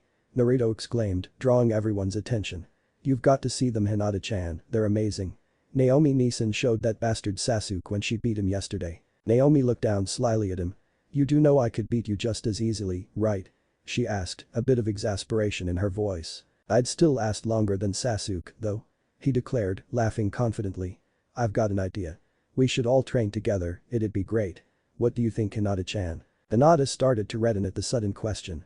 I think that's a wonderful idea, and Naruto-kun, she said, stuttering slightly. She looked up towards Kurenai, obviously nervous, as long as Kurenai-sensei says it's okay. I suppose it can't hurt, Kurenai answered Hinata. I was considering having you three train with Team 10 soon anyway. I'll speak with Kakashi about it. She turned her attention to Sora and Naomi, who both clearly found the situation to be very entertaining. Seeing as how Kakashi and I have both offered you an invitation, you two would be free to come if you wish. If we actually end up going through with this idea, I'm sure Naruto will be happy to tell you when and where to meet us. Right? Naruto affirmed. Naomi smiled, I'm sure we can find the time if we're in the village. Kurenai looked at the two children. Naruto was grinning hugely, while Hinata looked as if she was mortified that he was even speaking to her. So different what she sees in that boy, I'll never know. Konoha will be a hole in the ground before she'd ever admit it to him though. God knows he's too dense to notice it himself. She shook her head, returning her attention to the conversation at hand. We have to leave soon, but I should probably warn you. As I said before, Kakashi mentioned you to a few of us instructors.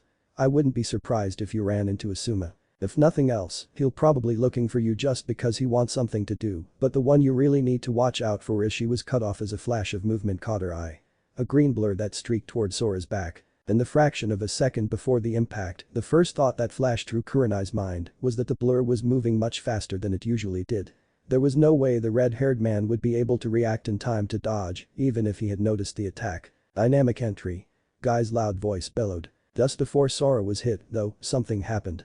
Somehow the man was simply out of Guy's path in the blink of an eye. Guy continued forward, impacting the ground and creating a small crater where Sora had once been standing.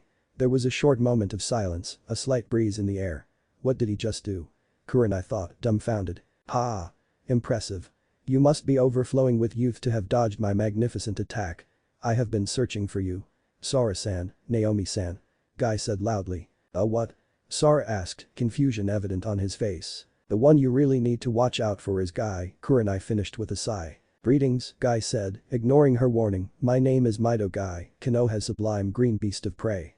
He gave a thumbs up, beaming at them. I think he's wondering why you attacked him, Guy, not who you are, Kurenai said with irritation. Ah, Kurenai. You found them before me. I must do 10,000 push-ups to make up for this loss. What are you talking about? This isn't a contest. Kurenai said in frustration. What an idiot. She thought. Of course it's not. Guy proclaimed, but if I had better fanned my flames of youth, I would have found them much earlier than now. There was another moment of silence before Naomi spoke up. Why were you looking for us? Ah, yes.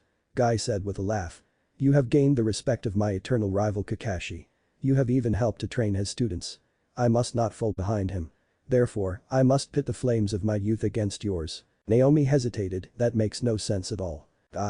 Kurenai snapped, what the hell is wrong with you? Can't you at least try to be polite? It's fine, Kurenai-san, Sora said with a grin. He wants a fight, right? It's been a while since I've had a chance to spar with someone, so I don't mind. If you are sure, she said, relenting. Perfect. Guy exclaimed happily, you are truly within your springtime of youth. Let us do battle in the park down the road, he said, pointing towards the end of the street. I ran towards the park without another word, Sora walking leisurely behind him. Wait. Naruto yelled, running after them, I want to watch. Kurenai looked towards Naomi with a sigh, I apologize for Guy's eccentricities. Are you sure it's okay? It's fine, the woman assured her, he was telling the truth when he said he didn't mind. Honestly, I think he'll enjoy the chance to practice. If you say so, Kurenai replied. Still, the way he moved out of Guy's attack, what was that? Naomi grinned at her. It's hard to explain. I know you and Hinata-sen were about to leave, but if you have the time, I'm sure you'd find this fight interesting. Kurenai looked at the girl beside her. Hinata? She asked, do you want to watch? Hinata started, having been watching Naruto so closely that she hadn't expected the question. She glanced up at Kurenai, then back towards the young boy. I don't mind going, Kurenai-sensei, she said quietly. Kurenai nodded to Naomi. Well then, let's go see what your husband can do. As Kurenai and the others arrived, they decided to stand off to the side, next to where Naruto was. She noticed that the match had still yet to begin. Sora was simply standing a short distance away from Guy, watching as he did one-handed push-ups. I figured you three would want to watch, Sora remarked casually to the girls. Are you ready? He asked, turning to face Guy. Of course. Before we begin, I should warn you. If you don't take off those weights of yours, I'm not sure you'll be able to keep up. I gave a hearty laugh. So you noticed those? Thank you, but I must decline. I only allow myself to remove these weights during missions or when I must protect something important. If I am unable to match your speed, it only means I must train harder. Sora smiled slightly, inclining his head. As you wish. Kurenai looked to Naomi. I don't mean to be rude, but does Sora-san know what he's gotten into? Even with his weights on, Guy is one of the fastest ninja within our village. To her surprise, Naomi just shook her head. He's not boasting, I doubt Guy will be able to keep pace with him too. Really now? She asked, though she was still skeptical. The breeze began to blow through the park. Let's see if you can outrun the wind, Sora challenged. The breeze picked up and Sora rocketed towards Guy at an incredible speed. Though the attack was sudden, Guy smoothly shifted his stance to counter the man's attack. Just as Sora came within striking distance, Kurenai noticed the same strange movement as before. Without even sidestepping, Sora flickered to Guy's right and brought around his leg in a roundhouse kick that swiftly thundered towards his opponent. Guy was caught off guard and was barely able to move his arms in time to block. Still, the kick connected and sent Guy rocketing into a nearby tree. What? Was all Kurenai could say at the sight. Naomi shrugged. Sora did warn him. I recovered, shooting back towards Sora. Leaf whirlwind. Guy shouted. Sora blocked the attack, but before Guy could follow up, Sora shifted to Guy's side again, hitting him with another kick, though Guy was able to keep from being thrown back this time. How is he doing this? Kurenai asked in astonishment. You should have felt it by now, Naomi commented. Kurenai frowned for a second, thinking. Then her eyes widened once she noticed what was happening. The wind, she said quietly. It's acting oddly. Naomi nodded. The breezes you notice are the after effects of the technique he's using. Sora uses wind to augment his movements. He constantly generates a tailwind which pushes against his body, increasing his overall speed. He also uses the wind to speed up his arms and legs when he's attacking, which is why his attack speed is so quick. She paused, watching as Sora landed a combo of punches. In addition, Naomi added, he can use the technique in short bursts to move at a very high speed for a fraction of a second. When he shifts to the side without having to take a step, it's because he's using a gust of wind to maneuver himself, though the bursts are too tiring for him to constantly use them. He calls the technique wind walking. Sora and Guy might be about even in their regular movement speeds right now, but with his weights on, Guy has no chance of keeping up with Sora's wind bursts or his attack speed. During the explanation, the battle continued to rage on, with Sora still being able to dodge the majority of Guy's attacks. During a brief lull in the fight, Kurenai responded. I've never even heard of something like that before. Not with the wind element at least. She turned her gaze on the woman still, should you even trust me enough to explain his technique in such detail? We've only just met. Unexpectedly, the woman smiled slightly. Perhaps not, but something tells me that you're trustworthy. Besides, it's not as if wind walking is the only trick up his sleeve. Kurenai nodded, noticing Sora dodge another attack with a burst of wind and produce a pair of knives. I just can't believe it. I've never seen anyone with that much control over an element before. He's one of a kind. I, myself, barely have half as much control over fire that he has over wind. Kurenai raised an eyebrow. So you have a fire affinity? For you to counter your husband's wind fate has a sense of humor it seems. Naomi chuckled. I've had people tell me that before, but I think you're looking at it the wrong way, she said. After a puzzled look from Kurenai, Naomi continued, it's odd, you know. Wind dissipates lightning, lightning obliterates earth, earth impedes water, and water extinguishes fire, but fire does not fight against the wind, it is simply made stronger by it. Much in the same way that my Sora strengthens me. I never thought of it that way, Kurenai told her with a smile. Her attention was brought back to the fight with a crackle of lightning. Raiden. Thunder slash. Sora cried. Two large arcs of lightning generated by his daggers streaked through the air towards Guy. Guy was able to dodge the attack and close in on Sora, leaf strong whirlwind. He yelled. The attack connected, managing to throw Sora backwards. Before he went too far, however, he suddenly decelerated thanks to his bursts of wind only a few meters away from Guy. You're very skilled. Guy complimented his opponent. I can see how my eternal rival was inspired by your youth. Sora let out a laugh, grinning in excitement. You're, very youthful too, Guy-san. I haven't had this much fun in a while, he said. Actually, how about we start taking this a bit more seriously? Sora sheathed his right dagger and raised his hand, chakra beginning to gather in his palm. Sora. Naomi interrupted, causing him to freeze. What do you think you're doing? She asked as she walked over to him. The man's hand dropped, his technique fading away. Getting to the good part? He asked sheepishly. Perhaps, Naomi said exasperatedly, we should try to avoid destroying this park or maiming each other for today. An attack that she was worried about being used on Guy.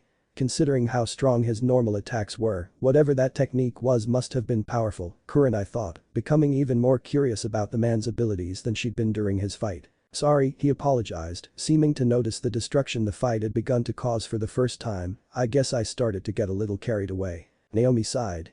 I think you two are done for the day. If you start fighting seriously, you'll destroy buildings. You make a good point, Naomi-san. Do not worry, Sora-san, I'm certain that your next technique would have burned with the flames of youth had we not been forced to stop. Guy said. I am sorry, but now that our match has concluded I shall take my leave. I must do 10,000 push-ups to make up for my loss against Kurenai. How many times must I tell you that this is not a contest? Kurenai shouted in frustration. You must come meet my students as well at some point. Guy continued, ignoring the outburst. I refuse to be beaten by Kakashi. Alright, Sora said, most likely to appease the man. Thank you for the match, Sora-san. He turned to regard Naomi. I look forward to testing the fires of my youth against yours another day, Naomi-san. Guy flashed a final thumbs up and leapt away. After Guy's departure, their silence for a few seconds before it was broken by a loud Naruto. That was so cool. He said, speaking for the first time since the fight had begun. For her part, Hinata had spent the entirety of the match standing a few meters behind the boy, staring at him every few moments before quickly looking away again. "Hinata!" Naruto exclaimed, shocking the girl. "Isn't Sora nice and amazing? I've never seen anyone fight like that before." "Why yes." She replied hurriedly, "He's really strong." "Too bad he's not strong enough to stop himself from tearing this park down," Naomi interjected, rolling her eyes. "Hey, that's not fair. This place is fine." Sora complained. Naomi raised her eyebrow at the man. "Mostly fine," he amended. Kurenai just shook her head. "For some reason, when that man says things like that, he reminds me of Naruto. I suppose some of that childishness just runs in the family. At least he's not as bad as Guy. God knows we wouldn't survive another villager like him and that protege of his." Kurenai continued to watch the couple bicker playfully for another minute. Once they settled down, Naomi looked at her. "I suppose we should part ways now, it's starting to get a bit late." "You're probably right," she agreed. "Are you ready to go, Hinata? If we hurry, we may still be able to get to the market before the shops start to close." "I'm ready, Kurenai-sensei," Hinata said. "I've got to go too," Naruto added, somewhat regretfully. "I have to meet Iruka-sensei at Ichiraku's." He started to run off, but stopped and turned around. "I'll see you soon, Sora Niasen, Naomi Nisan." "Oh, and bye Hinata-chan, see you soon too." "Bye, and Naruto-kun." Hinata said quietly, while Sora and Naomi gave him a wave of farewell. Kurenai turned to the couple and nodded. "Keep my offer in mind. I hope we meet again soon." "I'm sure we will," Naomi replied with a smile. "And I look forward to it." As Kurenai turned to walk away, her student at her side, she couldn't help but think that she had just made two very interesting friends. "So," Kakashi began nonchalantly, switching the topic from their current discussion about their students, "I hear two of you met my new friends." The three Jonin had been gathered around a table at one of their favorite haunts for the past 15 minutes. Surprisingly, Kakashi wasn't the last person to arrive, even though he'd arrived half an hour late. He was losing his touch. "You mean the Uzumakas, yes?" "I did," Guy answered with a grin. "Sora-sen was most impressive." "Oh? Did you decide that before or after you spontaneously attacked one of them?" Kurenai asked with thinly veiled annoyance. "Here we go again," Kakashi thought, "she's been complaining about this all night. Guy must have really gotten on her nerves yesterday. I already told you that I simply wanted to test their strength." "Were you not doing the same thing yourself, Kurenai-san?" Guy responded. "Not by nearly taking someone's head off, I saw how much stronger than usual that ridiculous kick of yours was." Kurenai snapped. "For God's sake Guy, if Sora-san had been any less skilled, then you may have actually injured a comrade that you didn't even know. Would it kill you to at least try to act responsibly every once in a while? But he managed to avoid me proves the strength of his flames of youth," Guy stated, nodding sagely. "I don't even know what that means. Also, can you please stop talking like that in front of people who don't know you? It might be fine around us, but the Uzumakas probably already think that you're some kind of lunatic after that display of yours." "Now Kurenai-san," Guy said, flashing a thumbs up.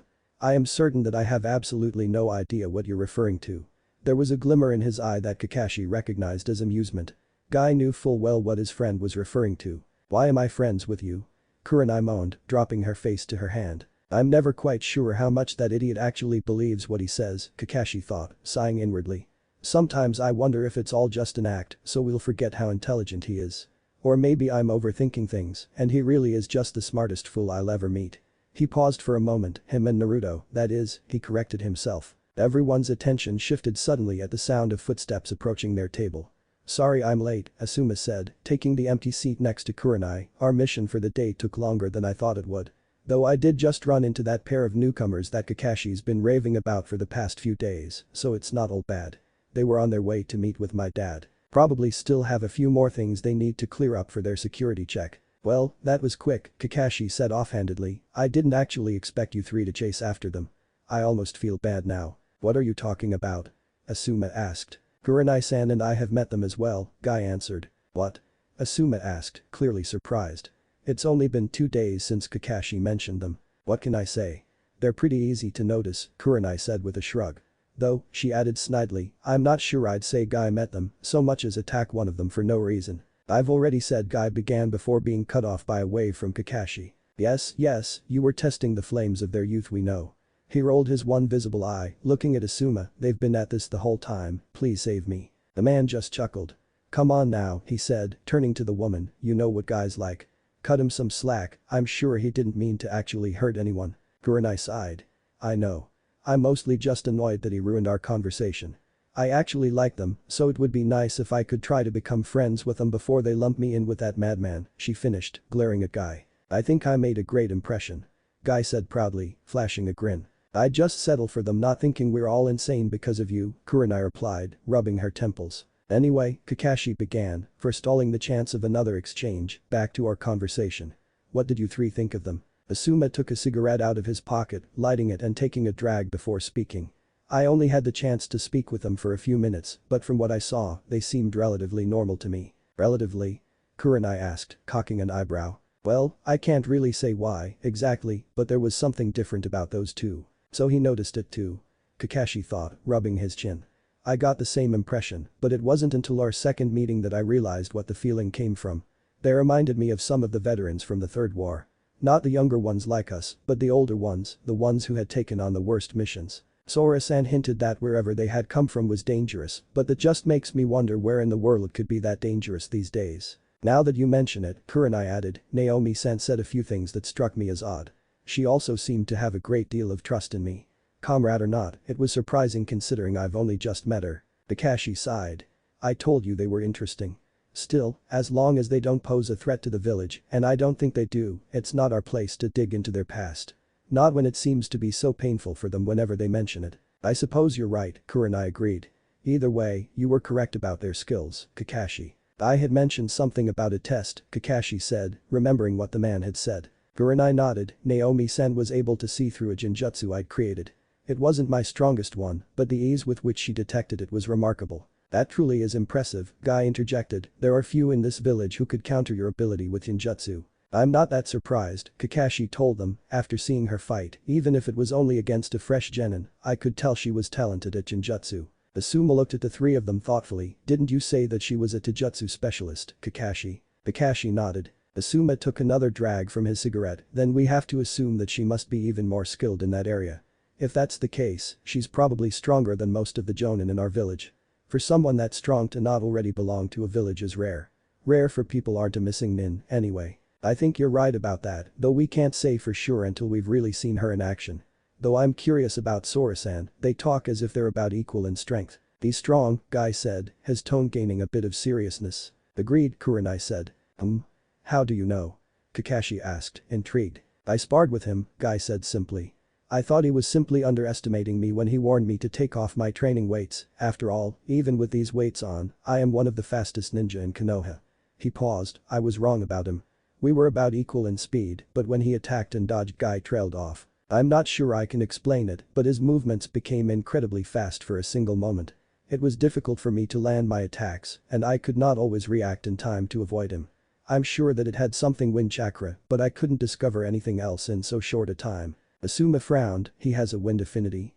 I've never heard of any wind techniques that work like that." Kurenai nodded. "It's true," she confirmed. "Naomi-san explained it to me.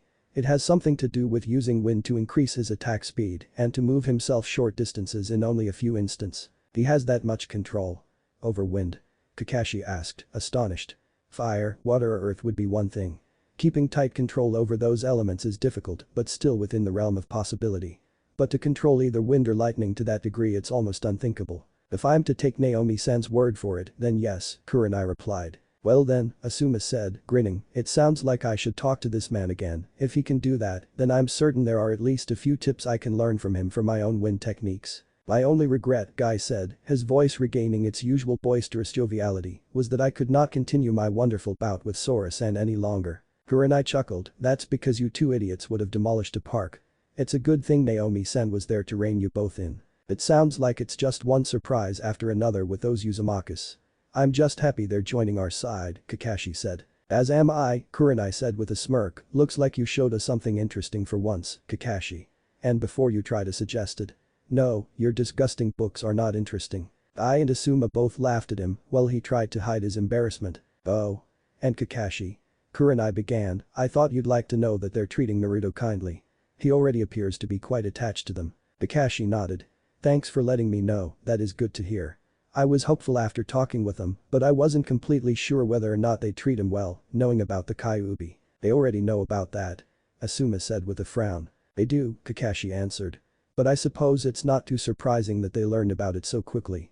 It's not as if most of the village is very subtle in their discrimination against him. Sora-san said that once they noticed it, they simply listened in on a few whispers and put the truth together for themselves. So much for the third's law stopping that, Kurenai said with a shrug. I may not always see eye to eye with my father, Asuma said, but I do know that his heart was in the right place. There was little else he could do for Naruto in that situation. We know, Kakashi said reassuringly, no one's to blame, honestly. I may not like how the village treats him, but as much as I hate to admit it, it would be unfair for me to expect for them to not be afraid. Not after the destruction the Kyuubi caused. Hopefully things will become better once they learn to separate Naruto from the demon that's inside of him. He smiled, though it sounds like things are getting better for him already. Kurenai steepled her fingers as she thought. It's not just him though. I had Hinata with me when I ran into them. The way Naomi-san interacted with her was it was unexpected. How so? Guy asked. Well, by her own admission, Naomi-san had some prior acquaintances who were members of the clan, so I'm guessing that she's somewhat familiar with the Hyuga. Even if she isn't, I wouldn't put it past those two to have found out at least some information about some of our more influential clans like the Hyuga, especially if they have history with some of their members. Asuma snuffed out his cigarette before speaking. What are you getting at? Well, I just would have expected Naomi-san or Sora-san to have become excessively polite or respectful to Hinata, since she's supposed to be next Hyuga clan head. Perhaps go out of their way to try and make a connection with her for the sake of ingratiating themselves to her family. She paused, they didn't do anything like that. In fact, they didn't even mention it. I don't really see what the problem is, Kurenai. From what you've told us, that girl would hate people acting like that to her, Asuma said, a puzzled look on his face. We know that, but since I sincerely doubt that they followed a 12-year-old around to learn about their personality, they shouldn't know Hinata so well after just meeting her. Kurenai sighed. I'm not saying it's a bad thing or that I'm suspicious of them, it's just odd that Naomi-san was so good at knowing just what to say to her. Even though Naomi-san barely talked to Hinata, the few times that she did, Hinata really seemed to take her words to heart and part of me envies that ability. I know I've only just started training that girl, but knowing how many problems she has because of how her father treated her well, of all of my students, she's the one that I'm most worried about. I think I'm making a little progress, but I'm just not sure that I'll always know how to help her. That sounds a little like when they knew how to get through to Sasuke, even if it was just a little bit, Kakashi mused. There were a few seconds of silence before Kakashi spoke. Trust me, Kurenai, I understand where you're coming from. Dealing with both Naruto and Sasuke is going to be a challenge, and I'm guessing that Guy and Asuma have their own worries as well. You have to remember that this is a learning process for us too. It's not as if any of us except for Guy even has a clue on how to best teach our students yet. No one's expecting you to change all of your genin overnight or even to solve all of their problems in the first place. I know, she said, biting her lip. If you think Naomi-san can get through to Hinata, why don't you just ask her for help from time to time? From what I've heard, both of the Uzumaki sound like they're more than willing to help anyone, Asuma suggested matter-of-factly. Asuma has a point, Kakashi said. Ever since he lost to Naomi-san and was lectured, Sasuke seems to be willing to at least consider working with his teammates sometimes. I know that Sora-san had a hand in that plan, so he could probably help you as well. Kurenai shook her head. I've already invited them to train with my students. Anything beyond that seems like an imposition. Please, Asuma scoffed. If you don't ask them for help, I'm sure Kakashi will be more than happy to pawn his students off on them. We all know how lazy he is. I doubt he even shows up to his own practices on time. I resent that accusation, Kakashi told the man. The only reason I'm ever late is because I can't bring myself to ignore a citizen of Konoha in need. Asuma raised an eyebrow at him. Kakashi shrugged. There's a lot of citizens in need. It's not my place to complain about their predicaments. Ha! Guy bellowed, putting an arm around him. I always knew that you were a hero to the people, Kakashi. You truly are a worthy rival. Asuma waved them off. I'm not even going to dignify that with a response, Kakashi. Isn't saying that technically a response? Kakashi asked as he attempted to free himself from Guy's grasp. Smartus, Asuma muttered, turning towards Kurenai. Anyway, Kurenai, there's no harm in just talking to them. I know asking for a favor isn't usually the best way to start a friendship, but I don't think they'll resent you for trying your best to help one of your students. Kurenai looked upwards, blowing out a deep breath. Maybe you're right, Asuma. I don't like it, but I'll think about it. Thanks, she added, smiling as she placed a hand over Asuma's. Then she blushed slightly, taking the hand away. Ah, Kurenai, I'm not sure why she's so embarrassed. Does she really think that no one's seen this coming? Kakashi thought, suppressing a laugh. Kurenai cleared her throat, bringing Kakashi out of his reverie. That reminds me, I wanted to discuss some joint training exercises with you three. Kurenai began to ask questions and outline some ideas as they continued to talk into the evening. Sora sat quietly with Naomi in a small lobby, awaiting a meeting with the third Hokage. He was tapping his foot, becoming increasingly restless and fidgety as time went by. Though he'd gotten better over the years, it wasn't in his nature to be patient. In fact, there were only 3 instances wherein he was able to bring himself to be still. When he was on a mission, during a battle and while he was gathering natural energy. Unfortunately, sitting in a waiting room fit none of those criteria. How much longer is this going to take? He asked aloud. Naomi rolled her eyes at him, you asked that 2 minutes ago. But this is taking forever. He complained. His wife fixed him with a flat stare. It's been 20 minutes, she reminded him, pointing to a clock on the wall. It feels like longer, he replied in annoyance. Would you stop complaining?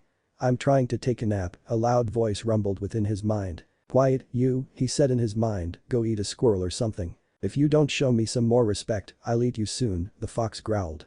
Humans, he muttered. Naomi just chuckled at Sora, unaware of the exchange. I will always wonder how a grown man that is capable of splitting waterfalls can have so much trouble sitting in a chair. It's because splitting waterfalls is much more entertaining, he joked. She smiled at him.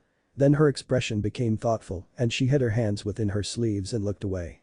A few seconds later, an exact replica of Naomi appeared before him. Sora had to admit that despite the fact that she might use the technique to tease him occasionally, it was one of the most useful genjutsus that she knew. By casting a genjutsu on him, she would be able to talk to him without any possibility of another person listening in on whatever she had to say. He couldn't respond openly, of course, nor was he skilled enough to reply with a genjutsu of his own, but he could still react to whatever she said with subtle gestures or simple words. Either way, whatever he did would unintelligible to any outside observer on the off chance that they thought the couple was trying to communicate in the first place. That reminds me of something I wanted to tell you, the illusion said. Sora cocked his head slightly in question. I know that we've talked about hiding our Bakugan, but we have to be careful to avoid using some of our other techniques as well, unless it's necessary or possible for us to hide the truth. The last thing we need is to have to explain how we know the Rasengan are Kaiten. That's the main reason why I stopped your fight with Guy yesterday. That's a good point, Sora thought. It's something that we both already knew, but we haven't actually said it out loud until now. Still, even though it might take me a little while to adapt my fighting style, I'm more worried about Hinata. Her Taijutsu style revolves around the use of gentle fist. Without it, I'm sure you knew to be careful already, the apparition reassured him with a smile, as if she had heard his first thoughts. I just wanted to remind you. You have a tendency to go overboard sometimes. He looked over towards the real version of his wife, frowning slightly. The woman met his gaze and smiled warmly at him.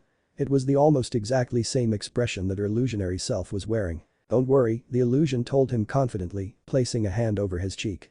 I can fight without using the gentle fist. Besides, she added, I'll have you there to help me. Sora watched as the genjutsu faded away. He turned to face Naomi, who was looking at him expectantly. After a moment he grinned slightly, nodding. Her response was to simply reach over and grasp his hand. After a few minutes, however, her grip tightened at the sound of an unexpected voice. Was there any point to that meeting at all, father? A child asked. As the clan head, I am obligated to meet with the Hokage regularly. You should know this by now, an older man informed the child. Of all of the people that could have been here, Sora thought sorrowfully. Hyuga Hiashi and his daughter Hanabi strode into the room as they talked. Thankfully their eyes weren't activated, so there was little chance of them noticing the couple's transformation. Not that there would have been much of a reason for the 2 Hyugas to have used their Bakugan in the first place. But father, she insisted, wouldn't your time be better spent elsewhere? No, he said firmly.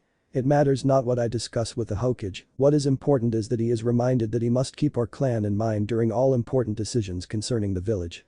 To ignore that responsibility is to do all of the Hyuga a great disservice. Do you really believe that it's possible that the Hokage would ignore the needs of our clan? Hanabi asked. You would be surprised, Hiashi responded coolly, a hint of annoyance in his tone. The pair walked past Sora and Naomi with barely a glance, though Sora could feel the tension radiating from his wife. She's always so kind and level-headed that sometimes I forget. Just because she doesn't blame me for her sister's death doesn't mean that she doesn't blame herself for so much more than that. Uzumaki Sora. Uzumaki Naomi. A voice called. Shiranui Genma appeared from the hallway leading to the Hokage's office. The Hokage is ready to meet with you now. Naomi rose stiffly before Sora could even think of what to say to her. She quickly brushed past Genma, walking towards the Hokage's office without a word. The third Hokage watched silently as the couple calmly walked into his office. As the door closed, he performed a few hand signs to activate the various seals that would protect his office from eavesdropping and make sure that his guards didn't hear anything they shouldn't. Sarutobi took a deep breath as he watched his guests walk further into the room. Perhaps my worries were misplaced. As soon as she noticed that the seals were activated, Naomi made a hand seal of her own, creating a single shadow clone. Naomi-san, the Hokage began. She ignored him, slamming a palm into the clone's chest before he even had the time to be surprised. The clone flew away from her, disappearing into a cloud of smoke as it crashed into a wall. "Hinata," he said worriedly. "Sorry," she whispered. Sora looked at her, a sad expression on his face. "Or perhaps not," he sighed. "My apologies," he began, looking at the pair. "I did not mean for you to see your father or sister here. Especially not without warning. I understand that you did not have the best of relationships with them." Naomi scoffed, shaking her head. "You misunderstand. I made peace with my father over a decade ago, before that blasted war even began. And Hanabi," she paused, "she may seem cold sometimes, but we were never on bad terms with each other, we were always close." Hiruzen simply waited, not wanting to push her. She would say more if she wanted to. "Would you have guessed that none of my clanmates would care that I married Naruto? That my father wouldn't?" Naomi asked the Hokage, a wistful smile appearing on her face. "I wouldn't have. I'll never forget the day I tried to tell my father that I could no longer be his heiress because I was going to marry Naruto. He surprised me when he just calmly looked at me and said, 'No. You are the best choice and you will be the next leader of the Hyuga. Because of this war, the clan will need you more than ever when I am gone.'" The woman sighed. "I was confused. By the Hyuga's own laws I knew that I was giving up my right to even be considered a member of the clan. I thought that he was trying to change my mind, so I told him that the decision was already made, that there was no point in even trying to argue over it. But he only smiled at me, saying, 'You should know that the Hyuga have more important concerns right now than antiquated rules or procedures. Who you marry or what you call yourself doesn't matter, you will always be one of us. And you will always be my daughter, Hinata. Never doubt that.'" Naomi shook her head. "He changed a lot by then. More than I would have ever thought possible. And the rest of the clan agreed with his decision. Everyone told me that they had faith in me." She chuckled. "The stuffy and inflexible Hyuga clan had just flown in the face of tradition for my sake. I couldn't believe it." She paused for a moment and her bleak smile faded. "Soon after that, my father was killed. I honored his wishes by taking up his position." The woman stopped talking for a moment, mustering the will to keep speaking. She seemed so remorseful, so full of regret, Hiruzen realized as he studied her. He already knew that her story would not end happily. Naomi looked down, but not before the Hokage noticed a tear rolling down her cheek. "I was supposed to protect and lead my clan. For years they believed in me, believed that I would make the right decisions, believed that I would save them. In the beginning I thought that I could do it. I thought I could keep them safe. I tried so hard." She covered her face with a hand, voice lowering to a whisper, "But I was a fool. Instead I only got them all killed. They trusted me, but all I did was watch as my clan slowly died around me. My sister was just the last in a long line of tragedies. God, I miss her. God, I miss all of them so much." Naomi turned her head to stare up at the ceiling, and Saratobi could see a few small wet streaks staining her cheeks. Then she startled him with a quiet humorless spark of laughter. "It's ironic in a way. I fought in countless dangerous and desperate battles, but I survived. I suffered through years of war, fighting, and death, but I survived. So many mornings I woke up, wondering if that was going to be the day that would finally be my last, but still I survived. Whatever happened, I always managed to survive. But I was the only Hyuga to survive. A clan head without a clan," she finished, voice laced with guilt.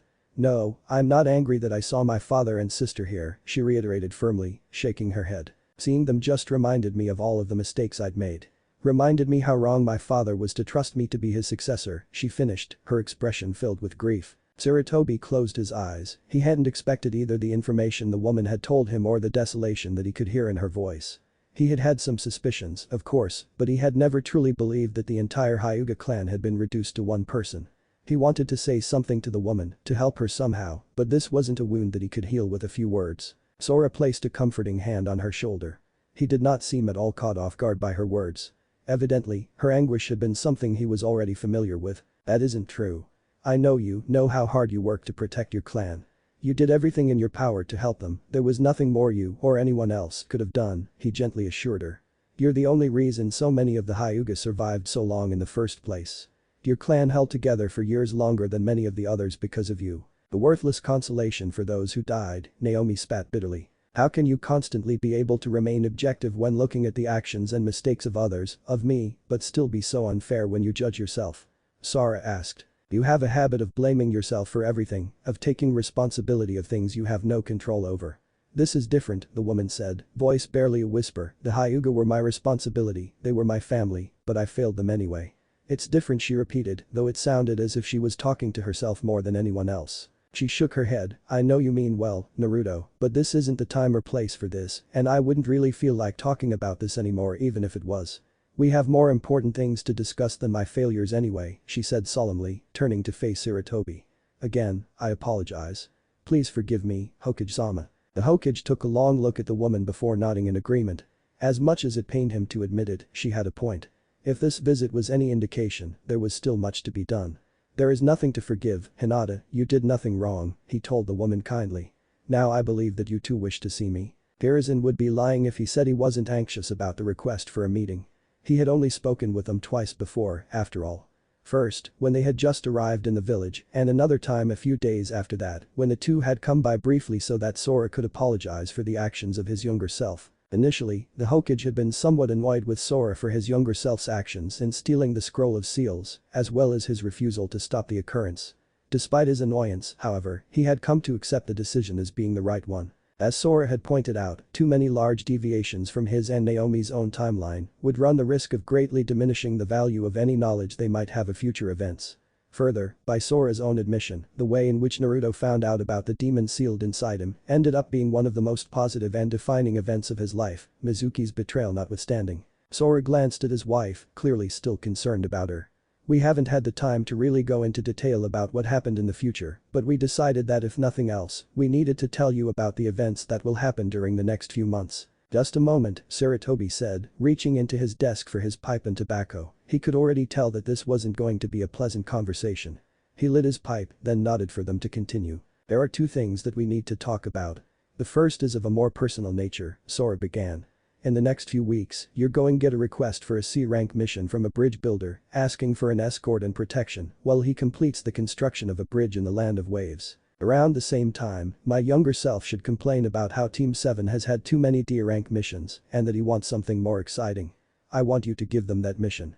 Even if my younger self doesn't ask for it for some reason, just make up an excuse to give it to them anyway. Hiruzen raised an eyebrow. I take it that something important occurs during this mission? He asked. Sora nodded. As you might guess, it won't go according to plan. The bridge builder lied about the danger of the mission because he couldn't afford anything higher than C rank.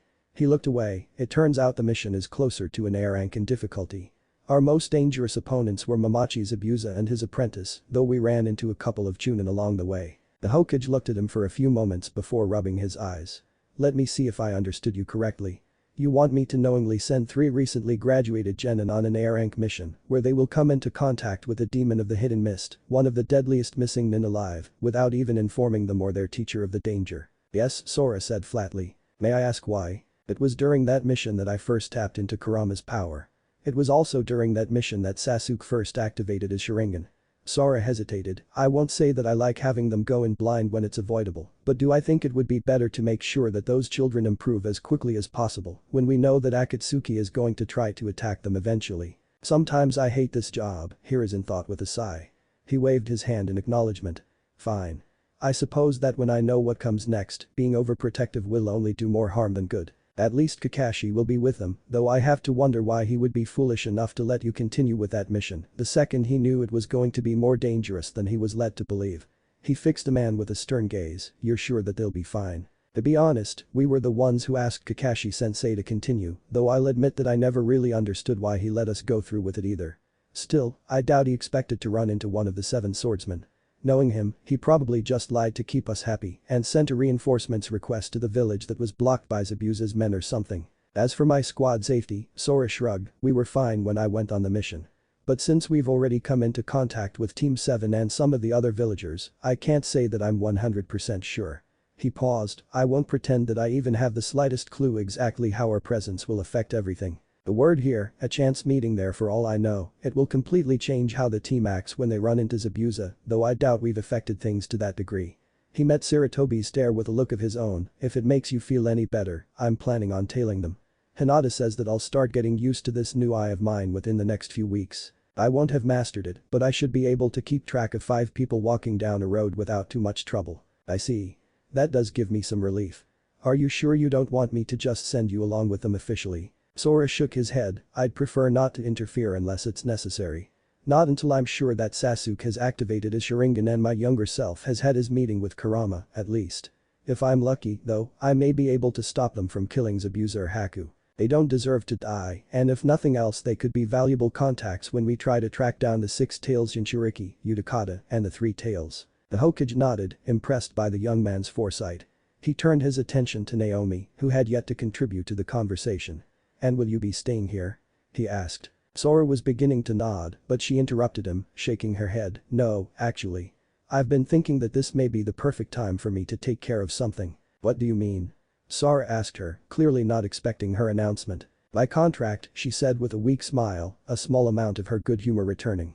"If you're going to be out of the village for a few weeks during this mission, now's as good a time as any to go to the valley." Sora nodded to her in acknowledgement. Hiruzen furrowed his eyebrows. "What are you talking about?" he asked. "We both had summoning contracts before coming here," Sora explained, "but they aren't something that we have anymore since we came back to a time before we'd actually signed our contracts. I have some thoughts on how I could get mine back, but Hinata's is another matter. I've decided that the easiest thing to do is to simply go to the source. Unlike Naruto, I don't have a perverted old hermit that runs around with the contracting scroll that I want." "I've already told you he wasn't that bad," Sora said, taking the jibe in stride as he rolled his eyes at the woman. "She's talking about Jiraiya-sensei," he added for Hokage's benefit. The banter gave Sarutobi a feeling of warmth. When he looked at Naomi before, she just seemed so fragile to him. As if she was struggling just to find the energy to keep going. He got the same impression from Sora as well, that first day the man came to his office. But whenever he began to worry, the Hokage saw them like this. Laughing or smiling as if they hadn't spent nearly half of their lives on the battlefield, as if they were still able to believe in the possibility of a brighter future. It was of little surprise in Sora's case, the boy would never let events crush his spirit completely, no matter how horrible they were. And given that Naomi seemed to hold that same fire within her, it seemed to Sarutobi that some of Sora's stubbornness might have rubbed off on his wife. Or perhaps it was simply that she had always stronger than he had given her credit for under the shy exterior of the young girl he knew. Either way, after everything they'd experienced, he was glad that they could still find some happiness in their lives. As long as they had each other, he knew they would both work to keep the other one grounded. However, as the pair put their joking aside, turning their attention back to the Hokage, the room started to take on a more somber air. "As for the second thing we wanted to tell you," Naomi began softly. "Konoha is going to be attacked during the finals of the Chunin exams." Sarutobi gaped at her, his pipe falling unnoticed from his mouth. "What?" was all he could ask, too stunned by the woman's revelation to say anything more. Then his mind caught up and he glared at his guests. His earlier positive thoughts disappeared in a flash of anger as his temper flared. "And you couldn't mention this during our first meeting?" he yelled. To his credit, Sora didn't appear to be the least bit offended. He only looked away sadly. "I hate to tell you this, old man, but after seeing Madara annihilate all 5 of the great villages, this became little more than a footnote for us. Besides, Konoha fared better during this first invasion than it did during the next 2 times. Next 2 times?" the Hokage whispered dully. "The second time was a couple of years from now by a member of Akatsuki," Sora said with a wave of his hand. "He turned the entire village to rubble by himself. Thankfully, after I talked some sense into him, he saw fit to bring everyone back to life." He glanced at the Hokage. "Don't ask, it was so complicated that I still don't really get how he did it. Anyway, for the most part that whole situation worked out in the end." "As for the third time," he said, expression becoming dark, "that was Madara. It was a slaughter." Sarutobi covered his eyes with a hand, shaking his head. "I knew things were going to be bad, but how am I supposed to be prepared for them telling me that our village is going to be attacked 3 separate times?" he thought. "Damn it." he cursed. Sora looked at him sympathetically. "It's not that we don't care, it's just that there isn't much we can really do to stop this from happening. If we start to prepare too much, he'll know something is wrong and just attack some other time when don't expect it." "Who is this he?" Sarutobi asked, sighing heavily. "Madara again?" Naomi shook her head. "It's Orochimaru." Hiruzen wanted to be angry, but at that moment he only felt very old and very tired. "Let me guess. He wants revenge.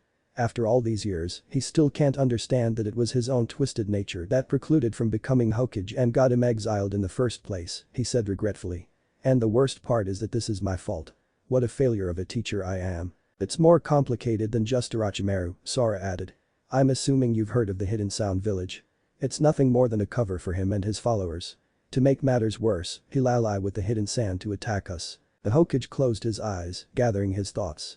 It was in situations like these that he had to be strong. He couldn't afford to waste any more time being surprised. "What details can you give me?" Not much more, I'm afraid, Naomi said. Tamari once told me. She stopped herself. Sorry, I'm not sure whether or not you know who that is yet. Tamari was the fourth Kazukiya's daughter. She once told me that her father plotted with Orochimaru to attack the village. Apparently it had something about economic decline or some other nonsense that shouldn't have been nearly enough justification for an attack to begin with. Anyway, Orochimaru killed him before the invasion even began so he could take his place, then he used the sand to take the brunt of the assault. Anything else? He asked hopefully. Do you know how large of a force they'll bring? Sora shook his head. Not really. After the battle, we never stopped to think of anything like that. Besides, we were young, it's not like they would have told us anyway. We did try and find out more when the group of us started planning for this crazy trip into the past, but none of us knew the specifics, and anyone who might have was gone by then. That makes sense, the Hokage said, massaging his temples. We know a little bit about their strategy, though, Naomi clarified. When they'll attack, or at least when they attacked in our time, for instance. We also know that they plan to use a Jinchuriki so they can unleash the Ichibi in the middle of the village. She saw the look on his face. Don't worry, she reassured him, they didn't really have much control over him, so he never actually ended up attacking the village. In the end Naruto was able to take him and the One Tails down. That Jinchuriki Hinata mentioned, he really was a nice guy, Sora chimed in. After he stopped trying to kill everyone that is, but that was his village's fault more than his own, given how they treated him. Hiruzen raised an eyebrow. I know a bit about the children of the Kazukiage, but not much. I'm impressed that you managed to fight off another Jinchuriki though, Naruto.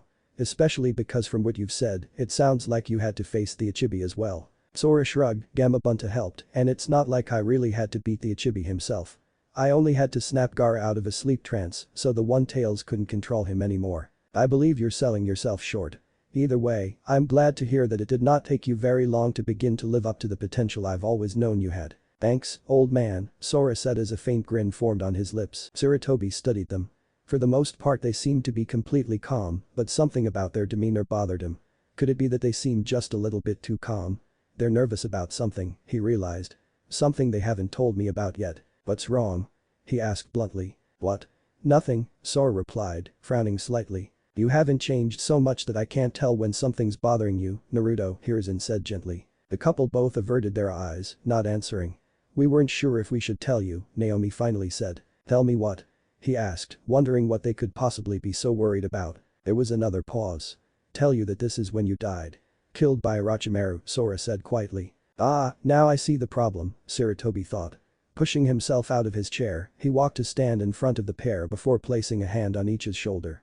They looked at him in surprise. I appreciate the sentiment, he told them kindly, but you don't have to concern yourselves with me. But Sora began to protest before he was cut off. I have lived a full life, you too. I don't mind if I die protecting my village, he said, smiling at them. That doesn't mean that I plan to, though. Perhaps this warning will be all I need to survive. Sora shook his head vigorously. Stupid old man, he whispered.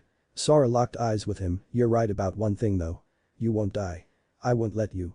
Sarutobi patted the man's shoulder before returning to his seat. I'll start seeing what I can do to discreetly prepare for this invasion you've warned me about, but you do have a point. If we're dealing with someone like Orochimaru, we can't afford to tip our hand and reveal that we know what he's scheming. I'm not sure how I'll say I acquired this information, but I won't tell anyone else about this until the exams draw closer. Even then, I'll make sure to only tell a few select people. We'll be ready to ambush Orochimaru when the time comes. The sand may be attacking us, but I suggest that we try to focus our counterattack on the sound, Naomi said. Our villages became allies once Orochimaru's betrayal came to light, and I don't see any reason why we shouldn't do so again. Besides, I don't believe it would be right for us to simply destroy their army because of the mistakes of their leader or the actions of a maniac. The Hokage nodded. Usually I would not be so merciful to an army that set out to attack my village, but given the circumstances and motivations surrounding the attack, I believe you may be correct. Furthermore, it sounds like we will need all of the allies we can find when the time comes, and I will not let Konoha fall because I am stubborn. If you are sure that they will be willing to ally with us after this, then we will do what we can. Hopefully both of our villages will come out of this with the least casualties possible. The Hokage leaned back in his chair. I'm still curious about more of the events of the future, but I suppose this is enough to keep me occupied for now. Worried about getting a heart attack, old man? Sora joked. Hiruzen raised an eyebrow. I see that you still haven't learned to respect your elders, he chided. I could only do so much, Naomi said, giving the man a light shove. Don't worry, we'll tell you everything eventually. It's just that it's a lot to take in all at once, even for us. I still have trouble wrapping my own head around this whole mess sometimes. You speak the truth. And to think, before you two appeared at my doorstep, I had actually come to believe that I had already seen too much to be surprised anymore. The Hokage said, chuckling. His laughter faded and he looked squarely at the couple. I've only seen you a few times, and already I'm starting to rely on you. Thank you for helping me. For what you are doing for this village, the Hokage said genuinely. Of course, Sora said with a grin. Old man, for my entire life, you protected and believed in me, even if I didn't know it. Helping you like this. That doesn't even begin to pay back what you did for me. For the entire village, really, Naomi added. I'm not sure if you even realize just how important you are to the people Konoha. More than that, Konoha has always been our home, even after it was destroyed. We are proud to protect it, there is no need to thank us. With that, they waved at him and exited the room. The Hokage picked his fallen pipe up from the table and relit it. It had been a long meeting, full of more revelations than he could count. Strangely, however, he wasn't very worried.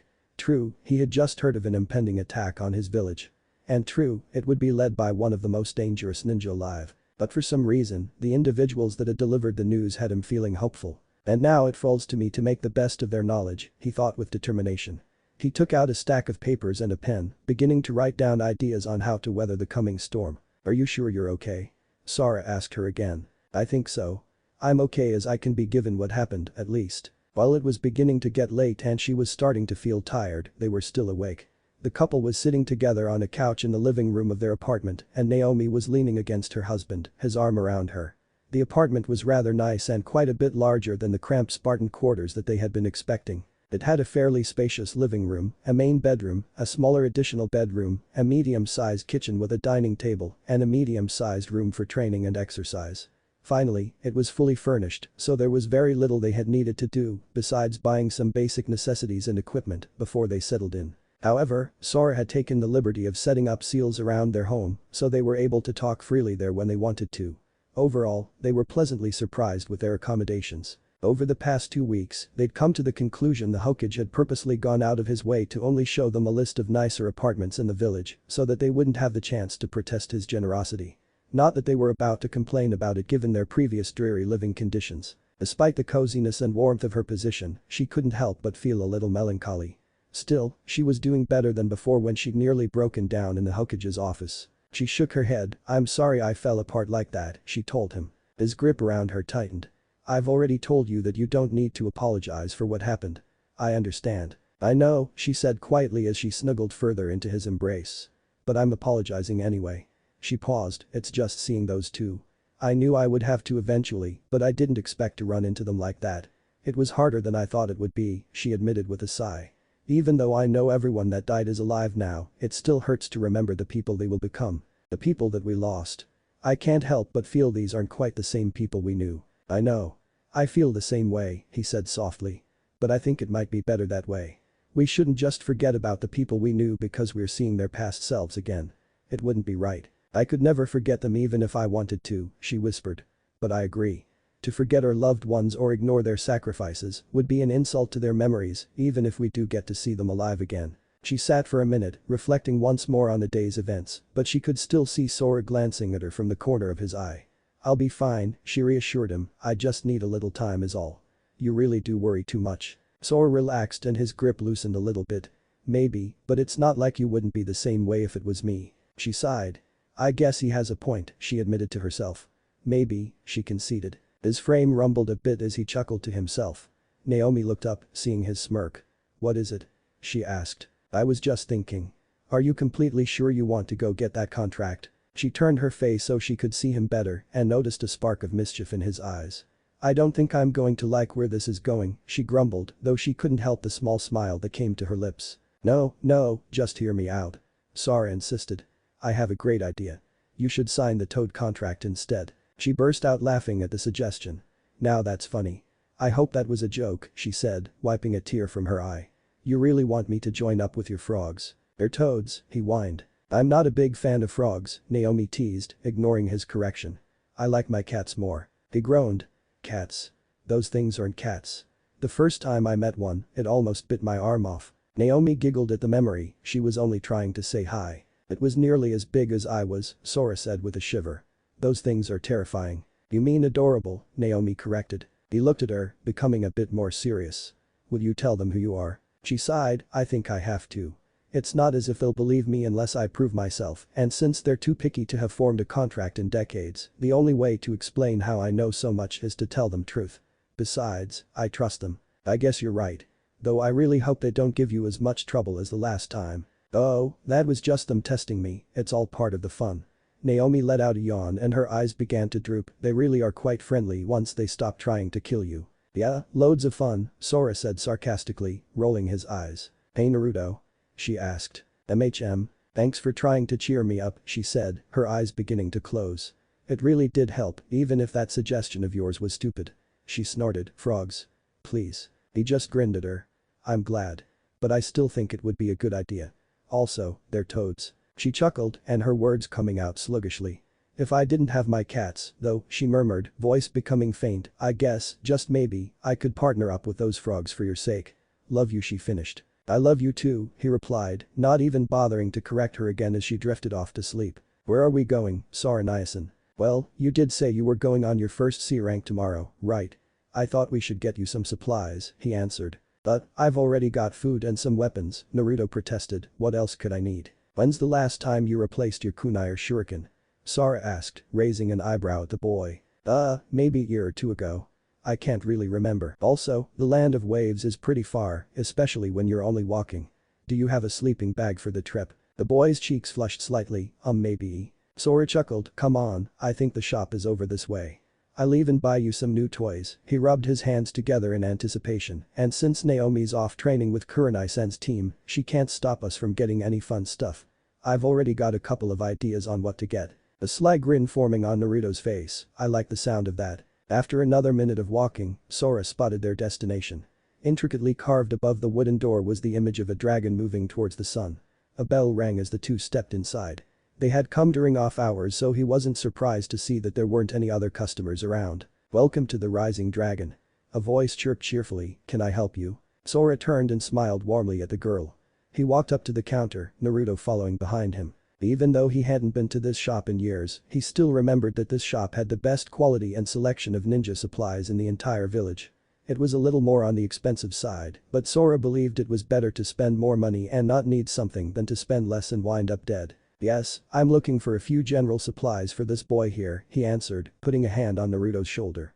Replacement shuriken, kunai, a sleeping bag, those sorts of things. Of course. She turned her head behind her and raised her voice towards the door behind the counter, Niji. Lee. Can one of you grab me a starter kit from back there? Yosh. Of course, Tenten. An exuberant voice replied from behind a door. Is there anything else you require? Don't encourage her, Lee, another voice chided, we're not her servants. I heard that Niji. You two agreed to help me while my dad was out of town, remember? We would never forget the oath we made to you. Lee proclaimed. Niji sighed, just give me a second to find it, I don't want Lee to tear down the store. I challenge you, Niji. The first one to find the supplies is the victor. And the loser must do 500 one-fingered push-ups. No, Niji replied flatly, all three of them. Sora thought, I didn't expect the entire team to be here. Sorry about that, Tenten said rolling her eyes as she turned back to him. Was there anything else? She paused, seeming to focus on Naruto for the first time. Then she pointed at him, starting to look worried. Wait a second, I know who you are now. You do? Naruto said, beginning to look away, sorry, you're that kid who's always vandalizing everything. She said, her expression turning into a smile, I remember seeing you run away from the guards a few weeks ago. Not a bad job with that redecoration of the monument, but if you even think of doing anything like that to my family's shop, I'll kill you, she warned, her smile turning deadly. It's okay, I don't do that anymore much, the boy said, breaking out in a grin. But if you liked what I did last time, I've been thinking about. Sora cuffed him lightly on the head. No more pranks on the monument. Don't worry, I'm not going to do anything to the mountain again, I was only gonna, or the Hokage's tower. Never mind. At that moment Niji opened the door behind Tenten and walked into the room. Here you go, he said, dropping the box onto the counter. Again, you have bested me, Niji. However, I will surpass you one day, my rival. Lee announced, striding into the room behind his teammate.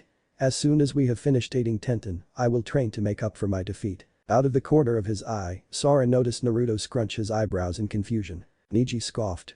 I wasn't competing with you and we aren't rivals. Someone who fate has determined will never be my equal, can never be called my rival. Sora sighed inwardly, I can't wait until the Chunin exams, I couldn't stand Niji when he was like this. Niji.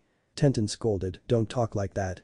Lee is our equal and more importantly our teammate. I do not insult his skill, Tenten, nor do I take pleasure in the situation.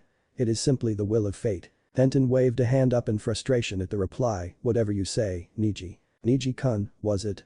You should be careful about surrendering yourself to fate, Sora whispered, causing the boy to look at him. If one blames all of the misfortune in their life on destiny, there will come a point where they will no longer be able to move forward. He closed his eyes, letting out a deep breath, and if I had left everything to fate, we would all be dead 14 years from now, he added to himself, though he couldn't say it out loud. Niji glared at him with narrowed eyes. And what would you know of misfortune? Sora gave him a sad smile, more than I would hope for any of you children to know. The boy continued to eye him and was about to open his mouth again when Tenten interrupted him. Don't mind him, she said, shoving Niji out of the way. He doesn't have any manners. Sora shook his head. It's fine. I'm sorry, I shouldn't have intruded in the first place. No need to apologize, she assured him, either of these idiots could use a lecture from time to time. Anyway. She began, clapping her hands together, is there anything else I can help you with? Actually, I was looking for. Now I remember you. Naruto suddenly said triumphantly, snapping his fingers and causing the two to face him. Huh? Said Tenten. Naruto pointed towards Lee, you're the guy who fought Sora Niacin a few weeks ago. I wasn't sure because you got so much smaller, but it was definitely you. He nodded confidently. Sora? Who's that? Lee asked, puzzled. Sora raised his hand with a smirk. That would be me. I assure you I have never met nor fought with this man in my life, Lee told Naruto. But it had to be you. Who else has eyebrows that big or clothes that weird? I believe his name was Guy, Naruto-kun, not Lee, Sora informed the boy. Ah, crap, Tenten moaned, dropping her face into her hand. You must be the one Sensei mentioned the other day. I am so sorry about him. Oh. Lee exclaimed, his eyes lighting up. Yes, Sensei described your battle to us. He said it was a true display of the power of youth. Yeah. Sora managed to say, the spar was very, youthful. It was so youthful that I could hardly believe it. Yeah, that's it. He finished with a weak laugh. Truly I wish I had been able to see it with my own eyes. I'm still confused, Naruto said, squinting at Lee, why do you look like a smaller version of that bushy brows guy? I don't know what you mean, I don't look much like Guy Sensei, though I appreciate the compliment. Naruto frowned at him. Are you joking? He asked. Of course I'm not. Lee paused. Oh, I see, you meant my clothes, right. This uniform was specially tailored to allow for free movement and protect from wind resistance during a fight. Guy Sensei gave me one as a reward for all my hard work. But your hair.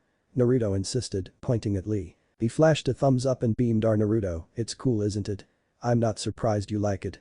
If you'd like I can show you how to do yours this way too. Naruto's eyes opened wide, I think I'm fine right now. Let me know if you ever change your mind. Right, Naruto answered half-heartedly. Tenten.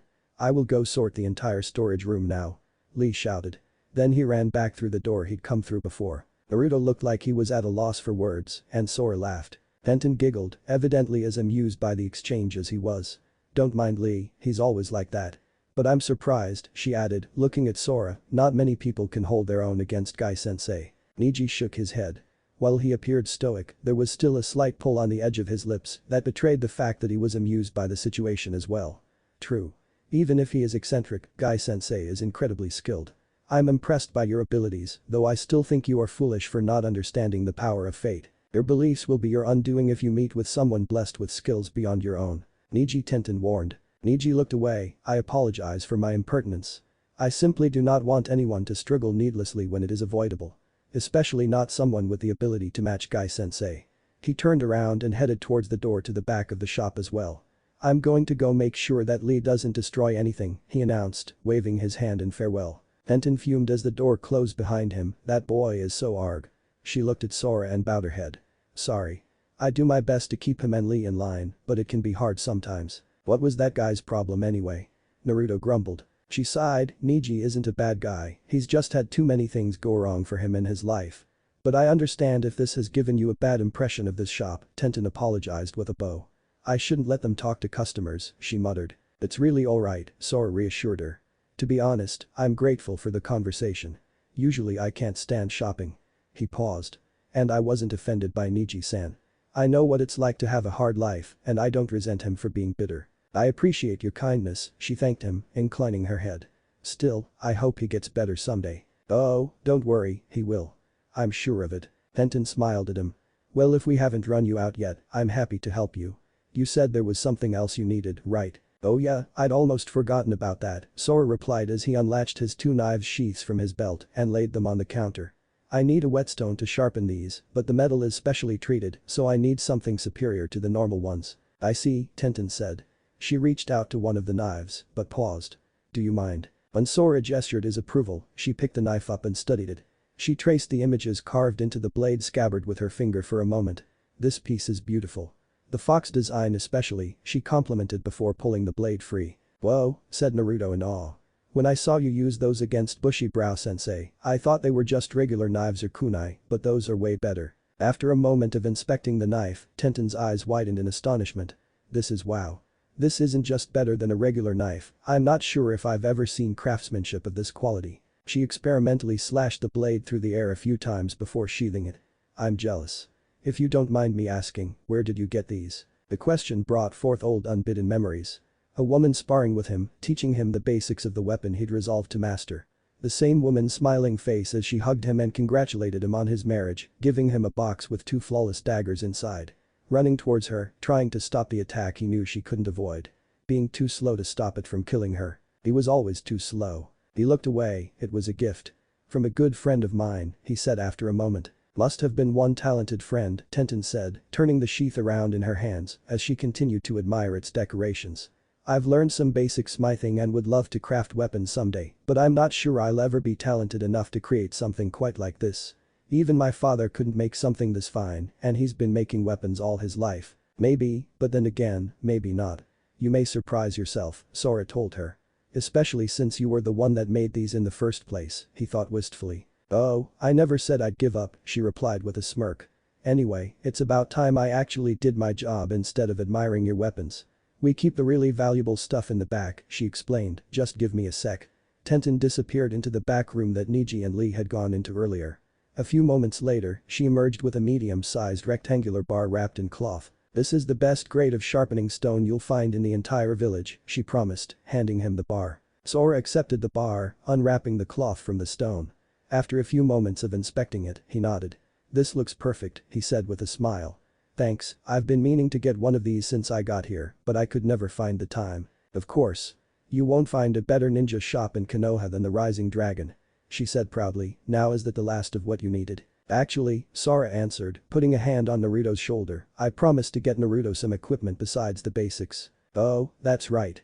Naruto said excitedly, but I don't have any idea what I should get. Sora ruffled his hair affectionately and began to grin mischievously. Don't worry, he assured Naruto like I said earlier, I've already got a couple of ideas.